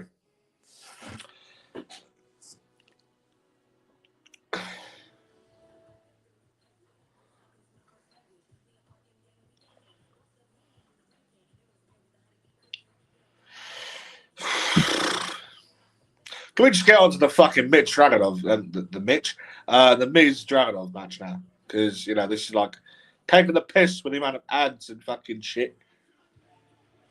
We're back, finally.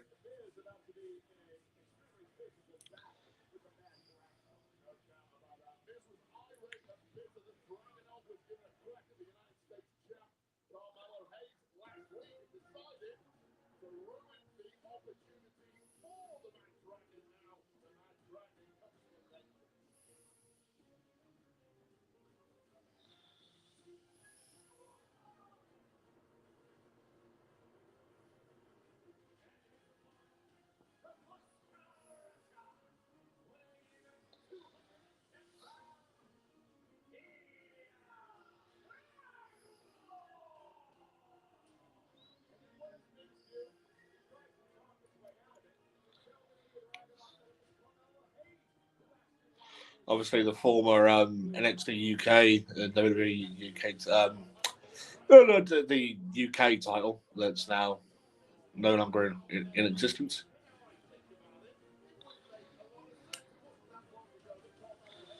Obviously, had a fantastic match against Gunther, Volta, to end up winning the title. So, yeah.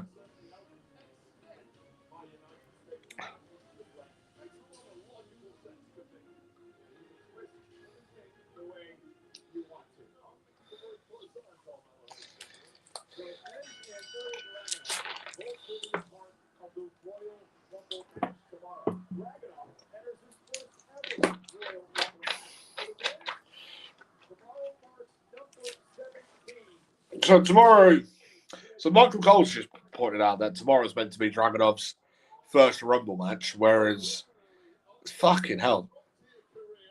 Whereas The Miz, this will be his 17th Rumble. My God.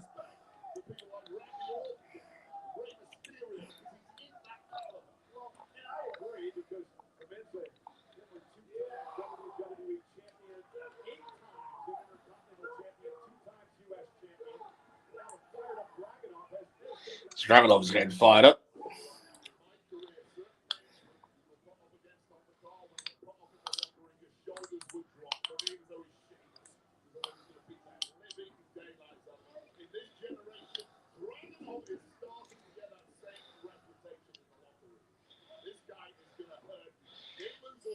No, I'm Dragunov.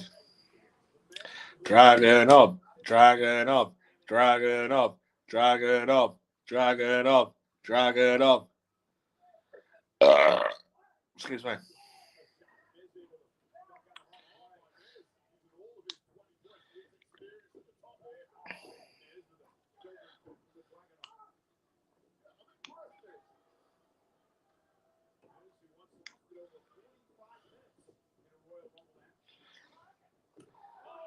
And a massive chop from Dragunov to The Miz.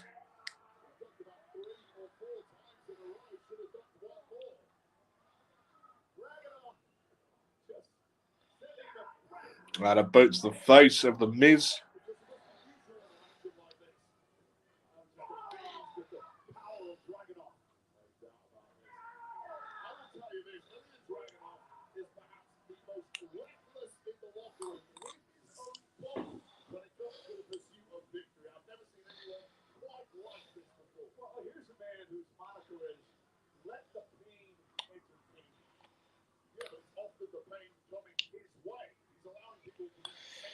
Oh, bloody hell.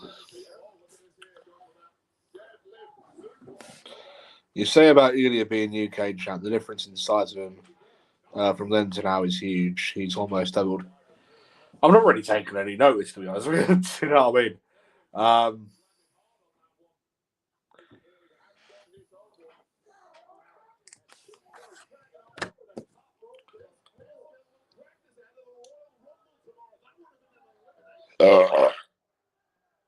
Excuse me.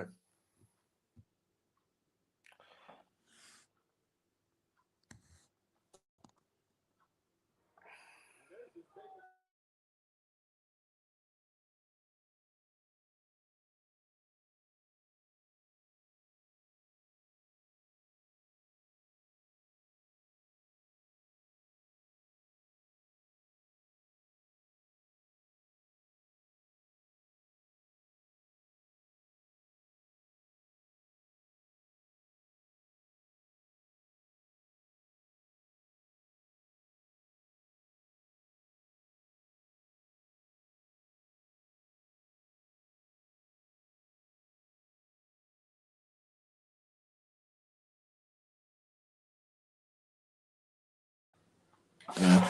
The green shirt guy's there, but he's on the wrong side of the fucking camera.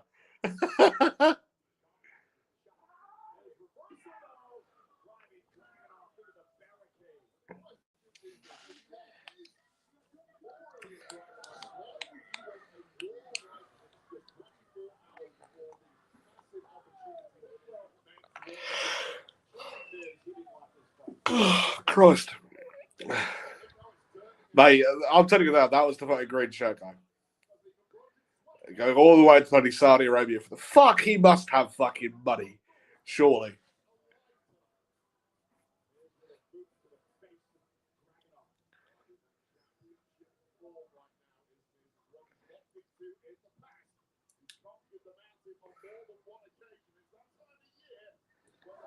And a kick to the head of Ilya Dragunov. Obviously by The Miz. And he's now clawing at the face of Ilya Dragunov and a choke hold whilst Ilya's down to his knees.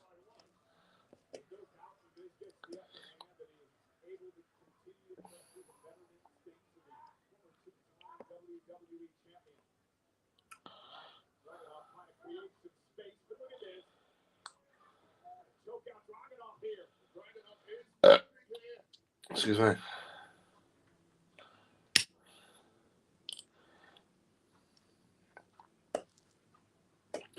So Dragunov still on his just on the one knee.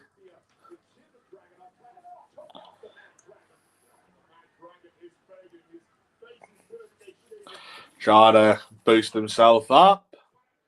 He's got Miz on his back, going into the corner.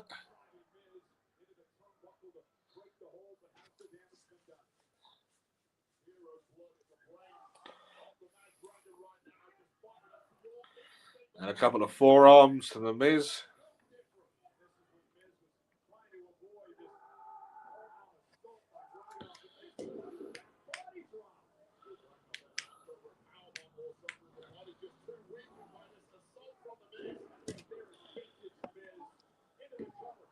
Two. Kick out by Dragunov.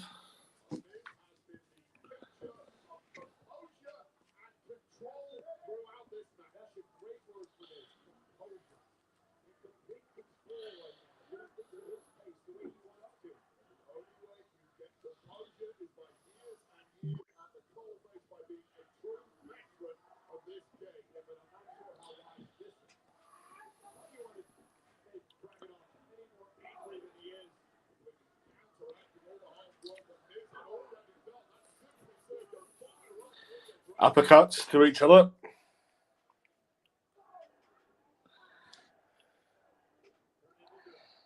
A couple of forearms from each other. Back and forth.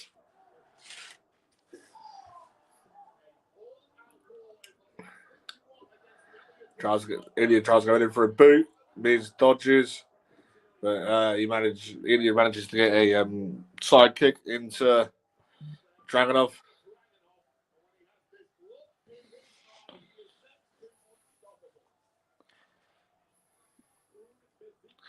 Miz is in the corner and a massive chop to the chest.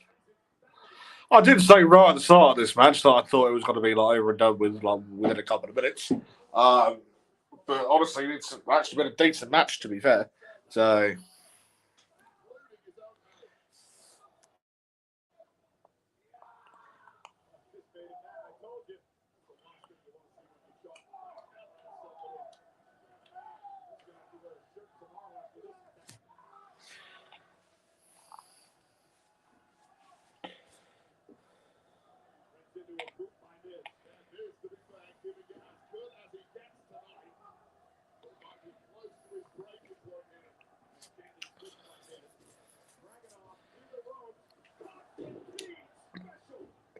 And a big clothesline from Dragunov. Miz kicks out at 2 from the pin.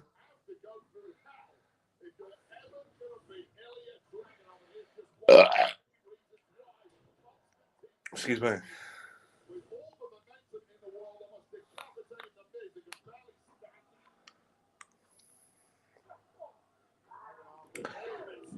German suplex, got to go in for a couple of them, I assume.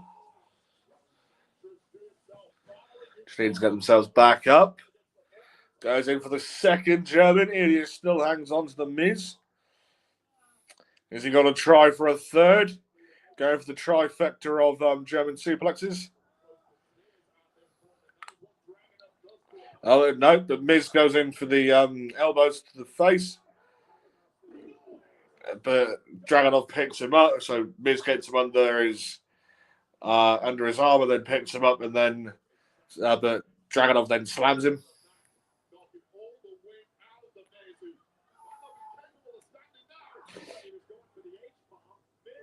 Dragunov tries to go in for the H-bomb, but Miz kicks him. Miz goes in for like a DDT kind of move, goes in for the pin. Dragunov kicks out.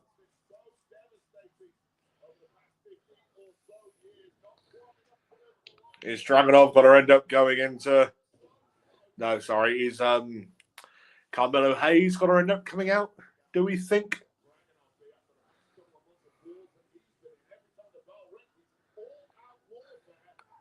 I mean, you can't deny Dragunov is quite literally one of the best wrestlers on the planet, you know. That man struggles to have a bad match. Now, going up against someone like The Miz, don't get me wrong, The Miz is great, but the past sort of couple of years, The Miz has been like a massive jobber, you know, and I didn't really have much sort of expectations going into this, but I think that it definitely has much exceeded like my expectations, because The Miz has put up a massive fucking fight, you know, and it has been a pretty good match, you know.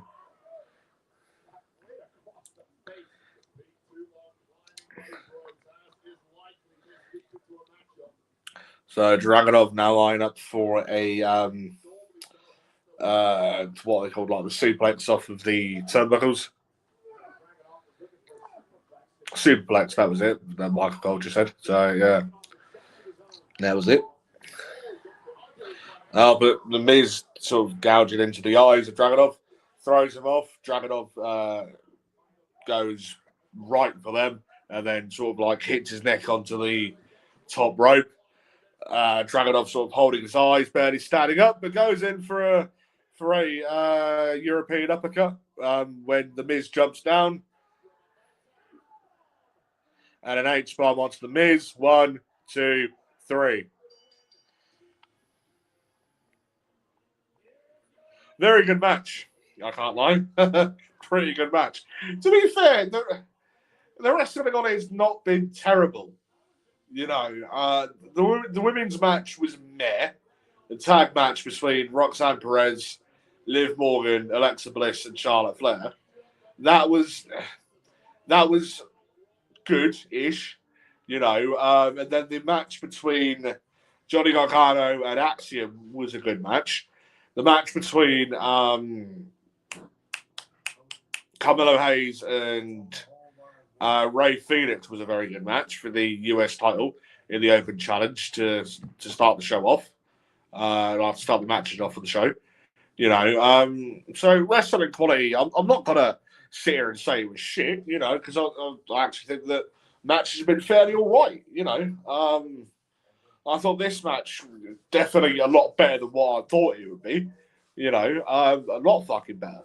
You know, don't get me wrong, every match could be better, you know, but I think each match really definitely has exceeded somewhat like an expectation of that match from, you know what I mean? So, yeah. 2 hours and 20 minutes and 12 seconds. I've been live for now. Fuck my cunt in boots. Piss off, Solo. No one cares.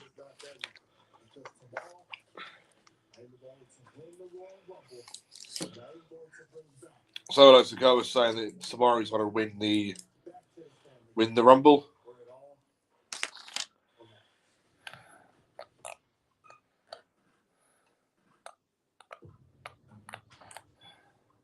And now we're going into Bo Dallas and the Wyatt 6.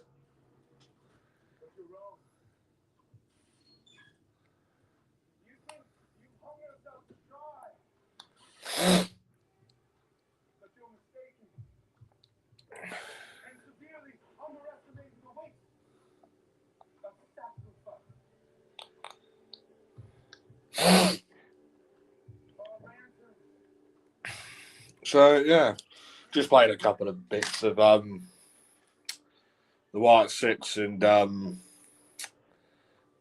Solo's mob.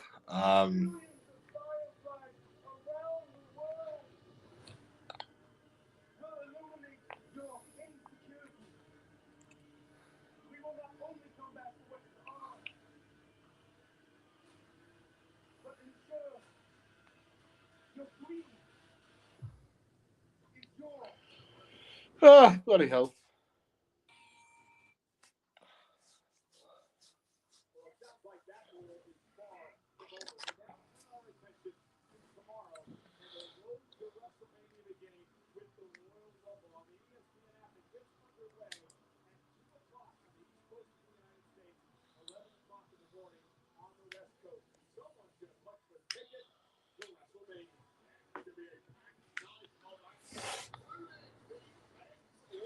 Richie's just said, did he just hand the tag belt over to Tangaloa?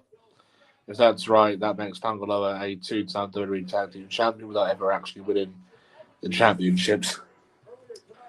I wasn't really paying attention to that segment, but Just the beginning of a year-long retirement tour. The career killer Gunther says, it's over for you tomorrow at the Rumble.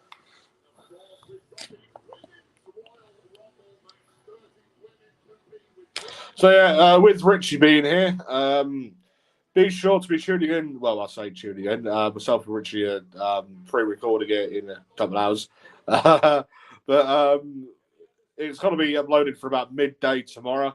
Our predictions for the Royal Rumble. So yeah, stay tuned for that. Excuse me.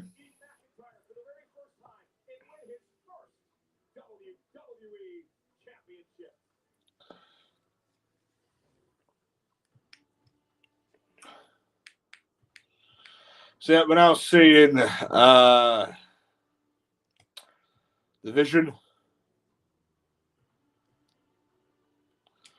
come out for their 8-man tag match.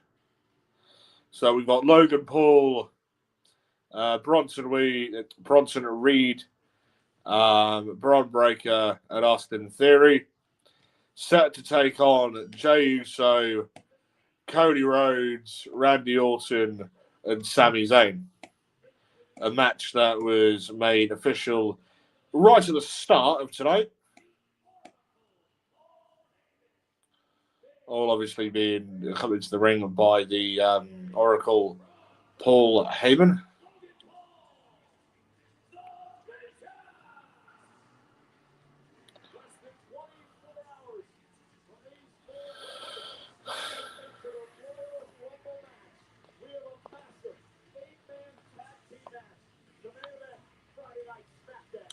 Fuck me, Logan Paul's got that sort of face that you just want to fucking punch in him.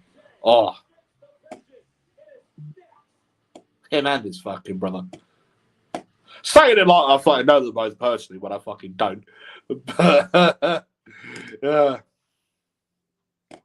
Oh, piss off! Fucking ads again. Oh, now I remember why I don't ever fucking react to Smackdown Live. Oh. I'm only doing it because it's on at a reasonable fucking time for us here in the UK. That fucking time it is as well, but fuck me. Literally, the one and only good thing about fucking WWE going to Saudi is that the shows are actually on at a reasonable fucking time. Do you know what I mean? Whether it be Saudi, anywhere in Europe, obviously here in the UK, the shows are actually on at a reasonable fucking hour rather than like fucking midnight or like 1 o'clock in the bastard morning. Do you know what I mean? So, yeah. But no, it's fucking these ads for SmackDown take the piss, I swear. You know what I mean? And that fucking music they play as well. My God.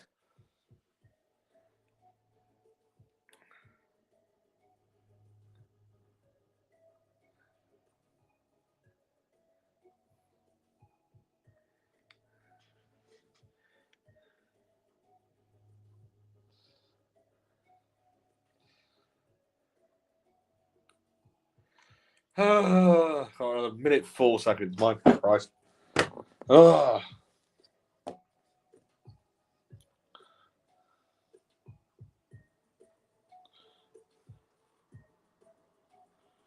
Still got one more podcast for tonight as well to pre-record for tomorrow.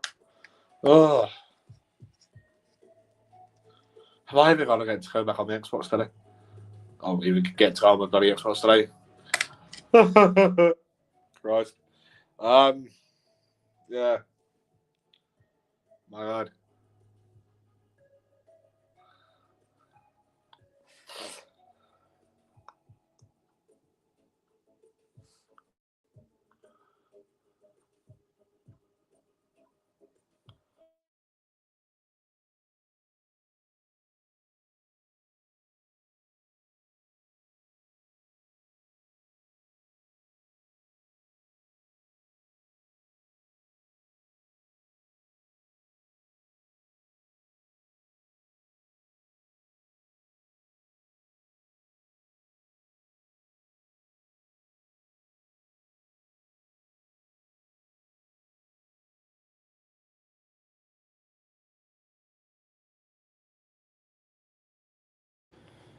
Oba, Oba, Oba.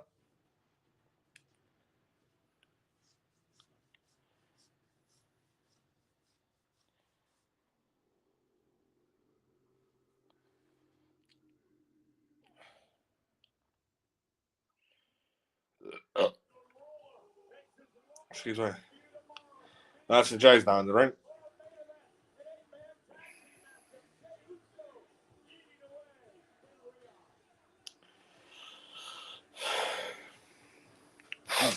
You.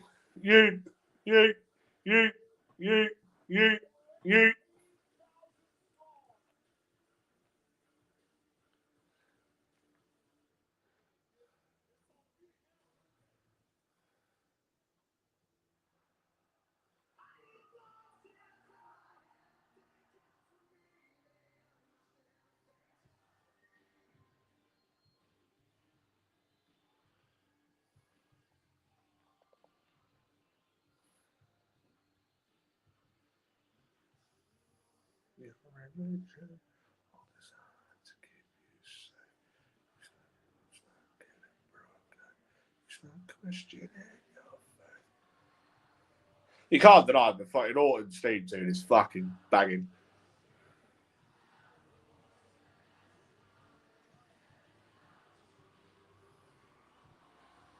I hear voices crying. I hear heroes dying.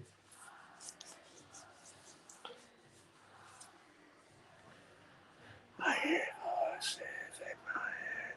They can't me. They understand. Talk to me. To me. You show me things that I will do. Show me things I'll do to you. They talk to me.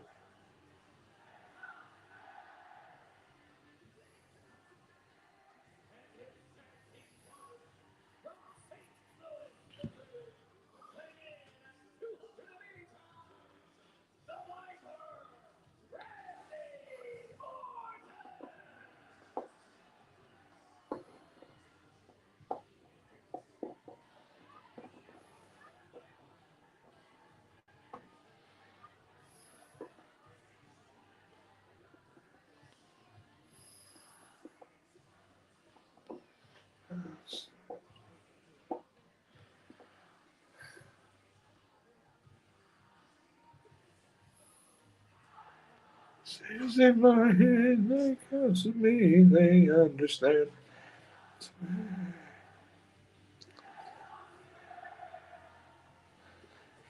Things that I will do, things I'll do. Talk to me.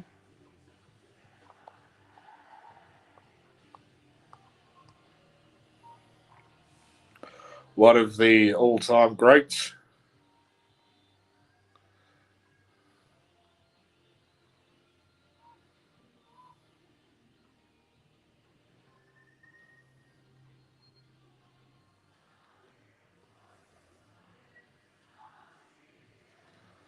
Good old Randall Keith Orton.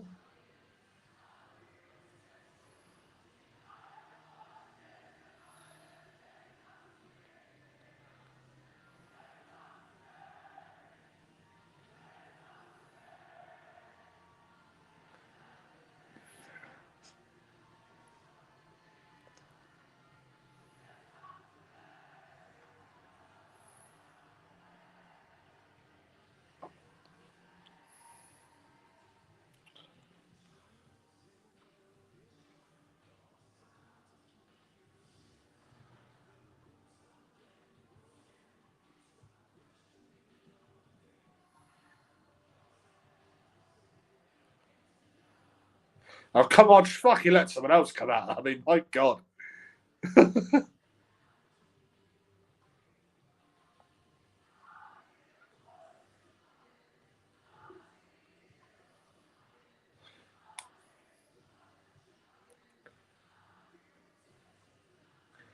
The voices in my head, they counsel me, they understand. They talk to me.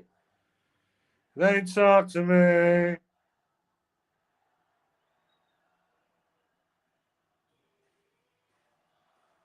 Whoa! Finally, Sami Zayn's coming up.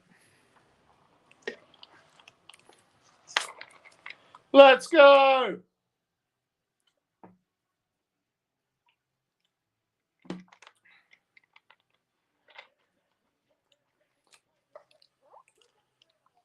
Whoa! Whoa! Whoa!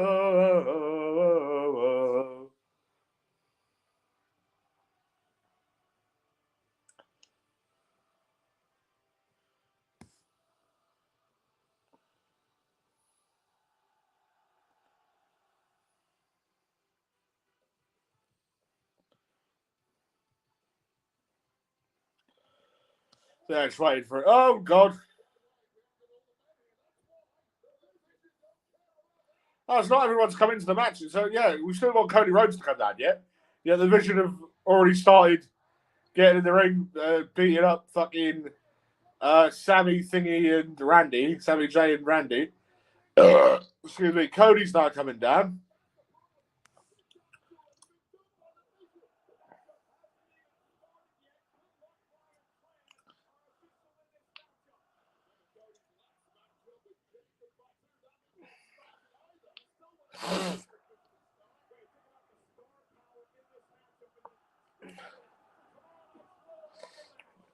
So Jay's just put Turner out the ring. Or Bronson Reed, whatever his fucking name is now. So, yeah. So Sammy and Jay got to go flying. Yep. Jay on Logan and Bronson Reed. Sammy on Braun Breaker and Austin Theory. So now going into another fucking commercial. Thankfully, we're getting to see the fighting action. Whereas, obviously, in the States, there won't be. This place has been electric all night. Over 18,000 in Riyadh Season Stadium. And look at this 8-man matchup. And the stars that are in the ring heading into the Rumble tomorrow.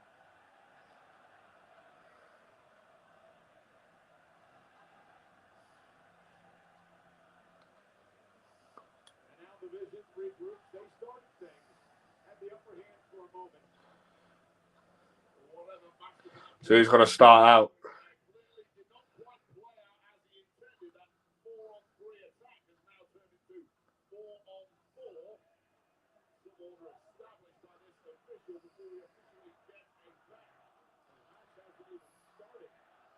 So Austin Theory's got to start out for the Vision. He's got to start out for everyone else. I believe Sammy's starting out. Yep, so Sammy is got to start for him, Jey Uso, Cody Rhodes, and Randy Orton, whereas Austin Theory's got to start out for the Vision on behalf of, obviously, Austin Theory, Braun Breaker, Bronson Reed, and Logan Paul. Austin Theory has Sami Zayn in a headlock. Sami Zayn steps back up. Has he got to shove him into the ropes? No, still stood there. Yep, going into the ropes, pushing him off. On the ground, jump up, kippy up, leapfrog. Again, Austin Theory's own leapfrog. And a punch in the face of Austin Theory. He's got Austin Theory. You see what's he got to do here. Got him in an arm lock. Austin Theory pushes him towards the Vision. Bronson Reed tags in. Bronson now doing a number on Sammy in the corner. Headbutt to Sammy, knocks him down.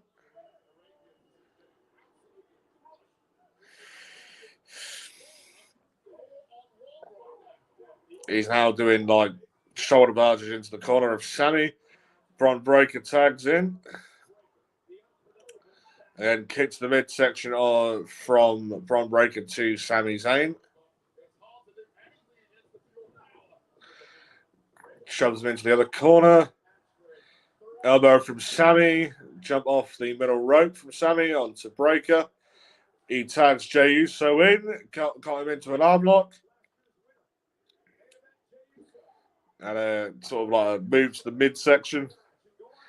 He's now going to go in for the 10 punches. 2, 3, 4, 5, 6, 7, 8. And the 9th one to the face. Don't know why he couldn't shut the 10 because he was fighting one short of that, but okay.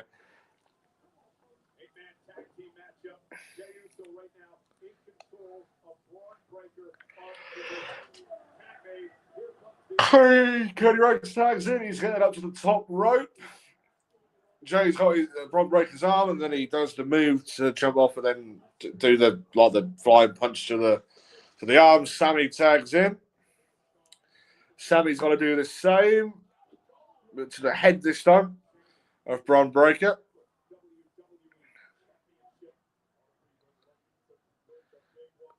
He tags Cody back in.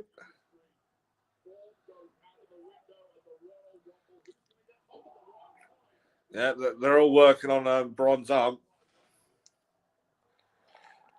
He's eyeing up, so Cody's eyeing up for Randy to be tagged in. Is Cody going to tag him in? Oh, he says no. So now Bron's managed to get out of the armbars that he was in, going in for Cody. Now, he did the run between the ropes that he normally does before he goes in for the spear. Thought he was going to give Cody a spear, but no. Goes in for a massive clothesline instead. Starts kicking Cody whilst he's down, standing on his neck. So Bron Breakker tags in. Who's this? Bronson Reed.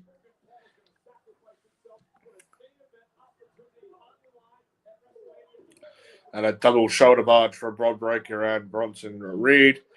Bron Breakker goes in for a thingy for backflip. Bronson Reed goes in for a pin. Cody kicks out at 2.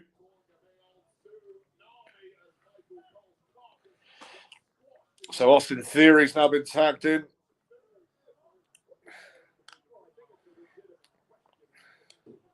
Austin Theory stamps onto Cody's hand. Punch to the face of Austin Theory by Cody Rhodes. Austin is over the bottom rope, sort of punching into Cody's face. And he's now got him into like a hold over the bottom rope where he's straggling him up. Referee's getting in between and putting him off.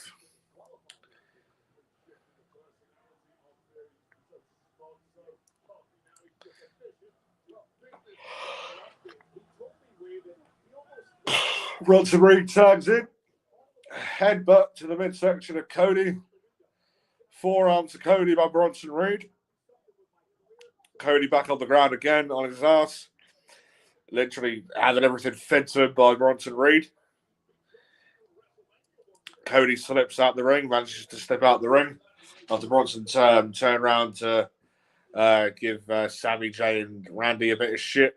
Cody's now back in the ring, being put back into the heels corner. Logan Paul, first time in the match.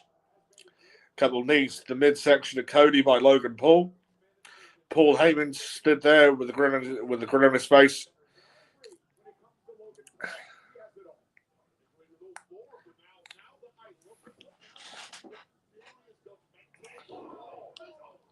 Big old slam from Logan Paul onto Cody Rhodes.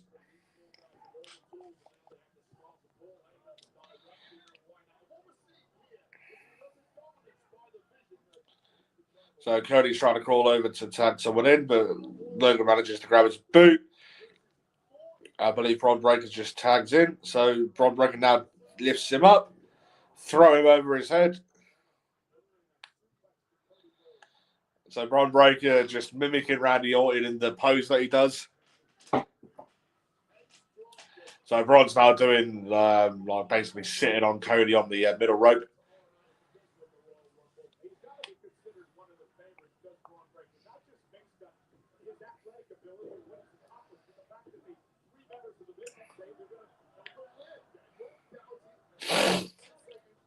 So Bron manages to put him into the corner. He gets tagged out by, I believe, Theory. So Theory now pushes Cody into the guardrail.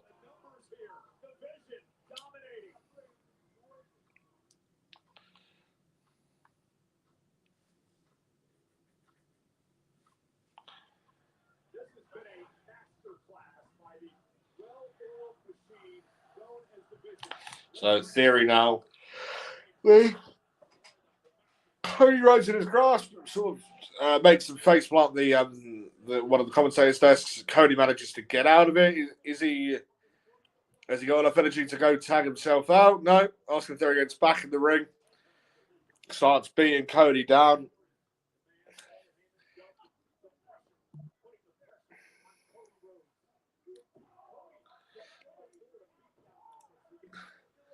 Austin Theory with the upper hand here.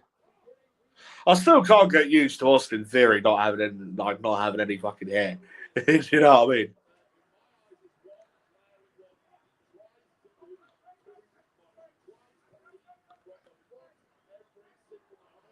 So Cody, no. Vertical suplex by Austin Theory. Pin 2. Kick out of 2. Jay gets in to try and break it up, but Cody just about kicks out in time.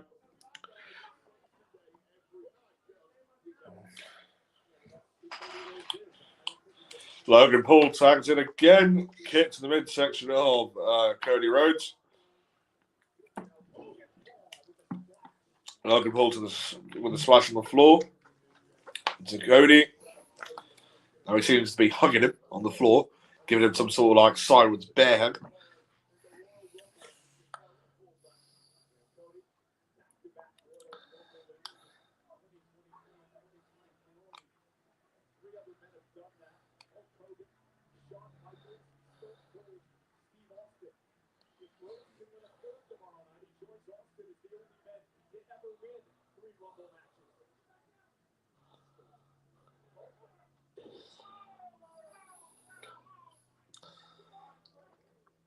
Cody seems to be being manhandled in this match. My God.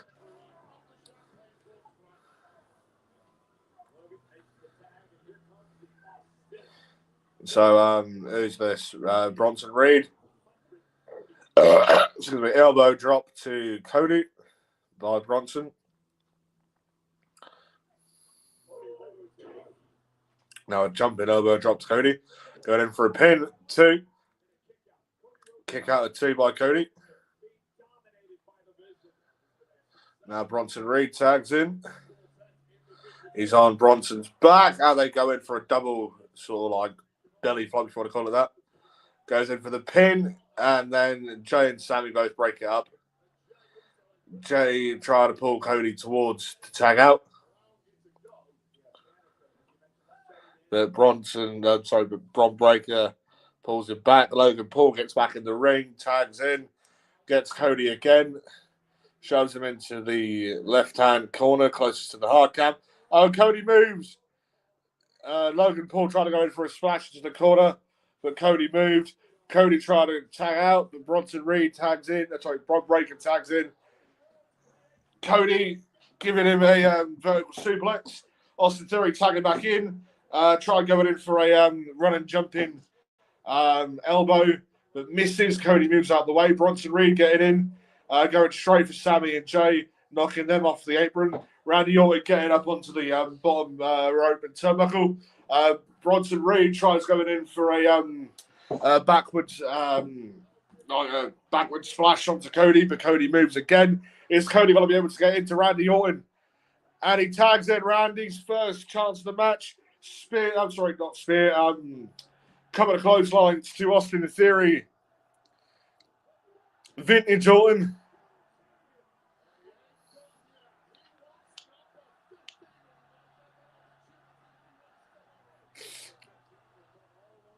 So he's now going to do the Vintage Orton off the right. Vintage Orton. There we are to Austin Theory.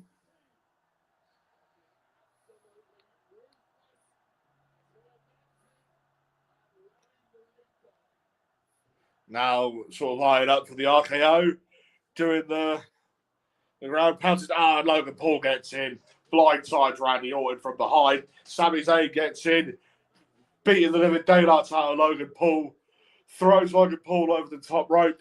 Off your fuck, Bron Breakker gets in, throws Sami Zayn over the top. And who's that? Jay comes in, throws Bron Breakker over the top rope. Bronson Reed gets in, throws Jey Uso over the top rope. Bronson Reed nearly throws Cody over the top rope. Bronson goes in, and Cody gets thrown over by the top rope by Austin Theory. We're now back to having Austin Theory and Orton in the ring, and an RKO to Austin Theory. 1, 2, and Logan Paul breaks it up. Logan Paul breaks the pin up. Randy Orton goes in for the RKO. Logan Paul breaks it up. Got a knee breaker by Bronson Reed. And a crossroads to Braun Breaker. And a massive splash from Bronson Reed to Cody Rhodes. Sami Zayn trying to bring himself together. Bronson Reed tries going in for a splash in the corner to Sami. Twisted tornado DDT from the middle rope to Bronson Reed by Sami Zayn.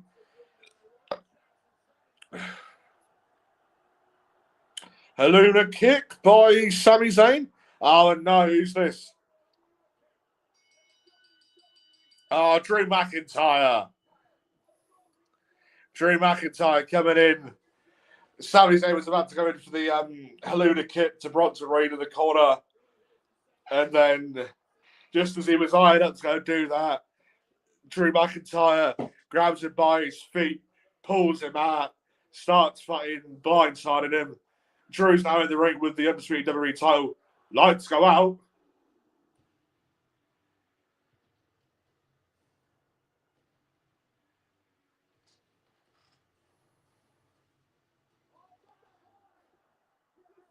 Oh, here we are. Jacob Fatu.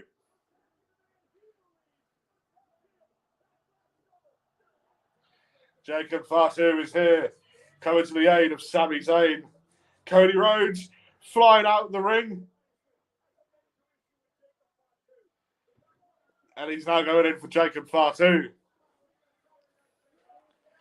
Oh, now Drew McIntyre's literally just thrown Cody into one of the side posts of the ring. Oh, sorry, one of the corner posts of the ring. Sorry, not one of the side posts. One of the corner posts. Drew's now... What's Drew doing? Is he now got an eye out for the Claymore? Claymore kick. Yep, now toying for the Claymore kick. But Sami comes in and the Haluna kick to Drew McIntyre.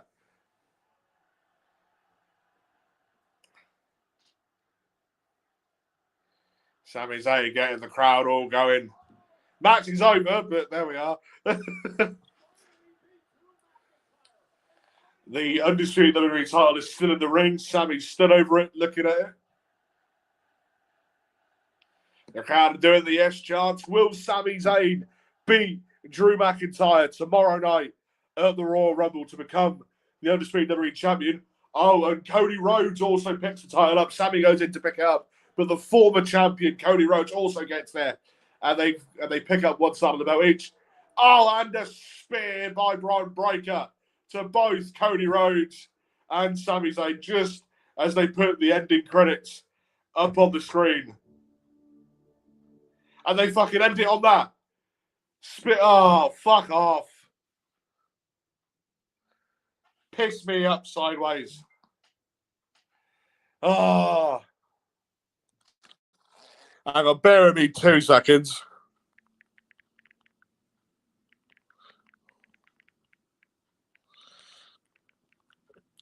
Bear me 2 seconds. So, that ended. They can't leave it like that.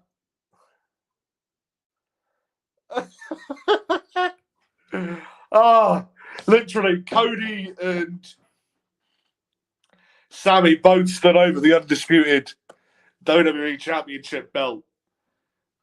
Both picked up one of the side plates on each. Cody on one side, Sami on the other. And then next thing you know, Braun Breaker comes in, spears to both of them, and then it just cuts off. End of the episode. Bearing in mind, when they just picked the title up, they had just started putting up the ending credits. But fuck me. That was actually a pretty good episode, I can't lie. Pretty good episode of Smackdown. I can't lie, really good matches tonight. I can't lie that. Carmelo Hayes, Ray Phoenix match for the US title. Really good match. The women's tag match was all right. Roxanne Perez and Liv Morgan. Charlotte Flair and Alexa Bliss. Fairly sort of standard match. Ilya Dragunov and The Miz, a lot better than what I thought it would have been. Johnny Gargano, Axiom, again, a great match. Obviously, they're playing off on the story with Axiom's mask. That's definitely not going to be the end to that feud. Obviously, this match, this 8-man tag, I didn't even think about Drew McIntyre getting involved because obviously we've got Sami Zayn going in for the Undisputed title tomorrow against Drew.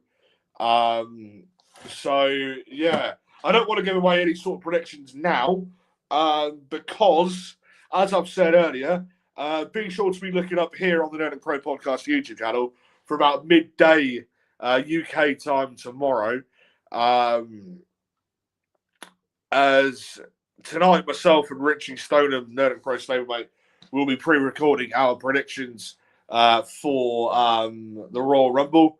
And then we're going to upload that about midday tomorrow. That will be premiered live. Like, it's pre-recorded, but obviously with YouTube, you can premiere stuff on here, like pre-recorded stuff. So, yeah, we'll do it that way. And then, obviously, we'll have the live reactions for the Rumble tomorrow. And, yeah, I believe that starts again about 5. So 5 p.m. UK time. So be sure to be tuning in for that. And yeah, again, really good episode of Smackdown. Can't complain, you know. So yeah, roll on tomorrow. Roll on the Royal Rumble. My most favorite pay-per-view of the calendar year for WWE. And yeah, so anyways. Ladies and gentlemen, boys and girls, people of the Nerdic Pro Podcast, my name is, as usual, Bobby effing Salastar. See you all twice tomorrow. And, yeah. Happy Rumble season, baby! And I shall be seeing you all later. If you've liked what you've seen here on the Nerdic Pro Podcast YouTube channel, please do give us a subscribe. Please do check out the Nerdic Pro Podcast, obviously here on YouTube, Facebook, Instagram, TikTok, Spotify, as well as Richie's Feed and Blair pages as well on Facebook, Instagram, and TikTok. All actual podcasts will be up on here on the Nerdic Pro Podcast YouTube channel. And yeah, so anyways, ladies and gentlemen, boys and girls, people. Oh yeah, also please do follow myself here on on Facebook. It's Bobby Salazar, BOBBY SALAZAR. As I'm a Brit Rest ref and what have you. And yeah, you get to see many different posts of mine out on social media of basically me being an absolute pranny. And yeah, so anyways, ladies and gentlemen, boys and girls, people of the Nerdic Pro Podcast, my name is, as usual, Bobby effing Salastar, and I shall be seeing you all later. Goodbye.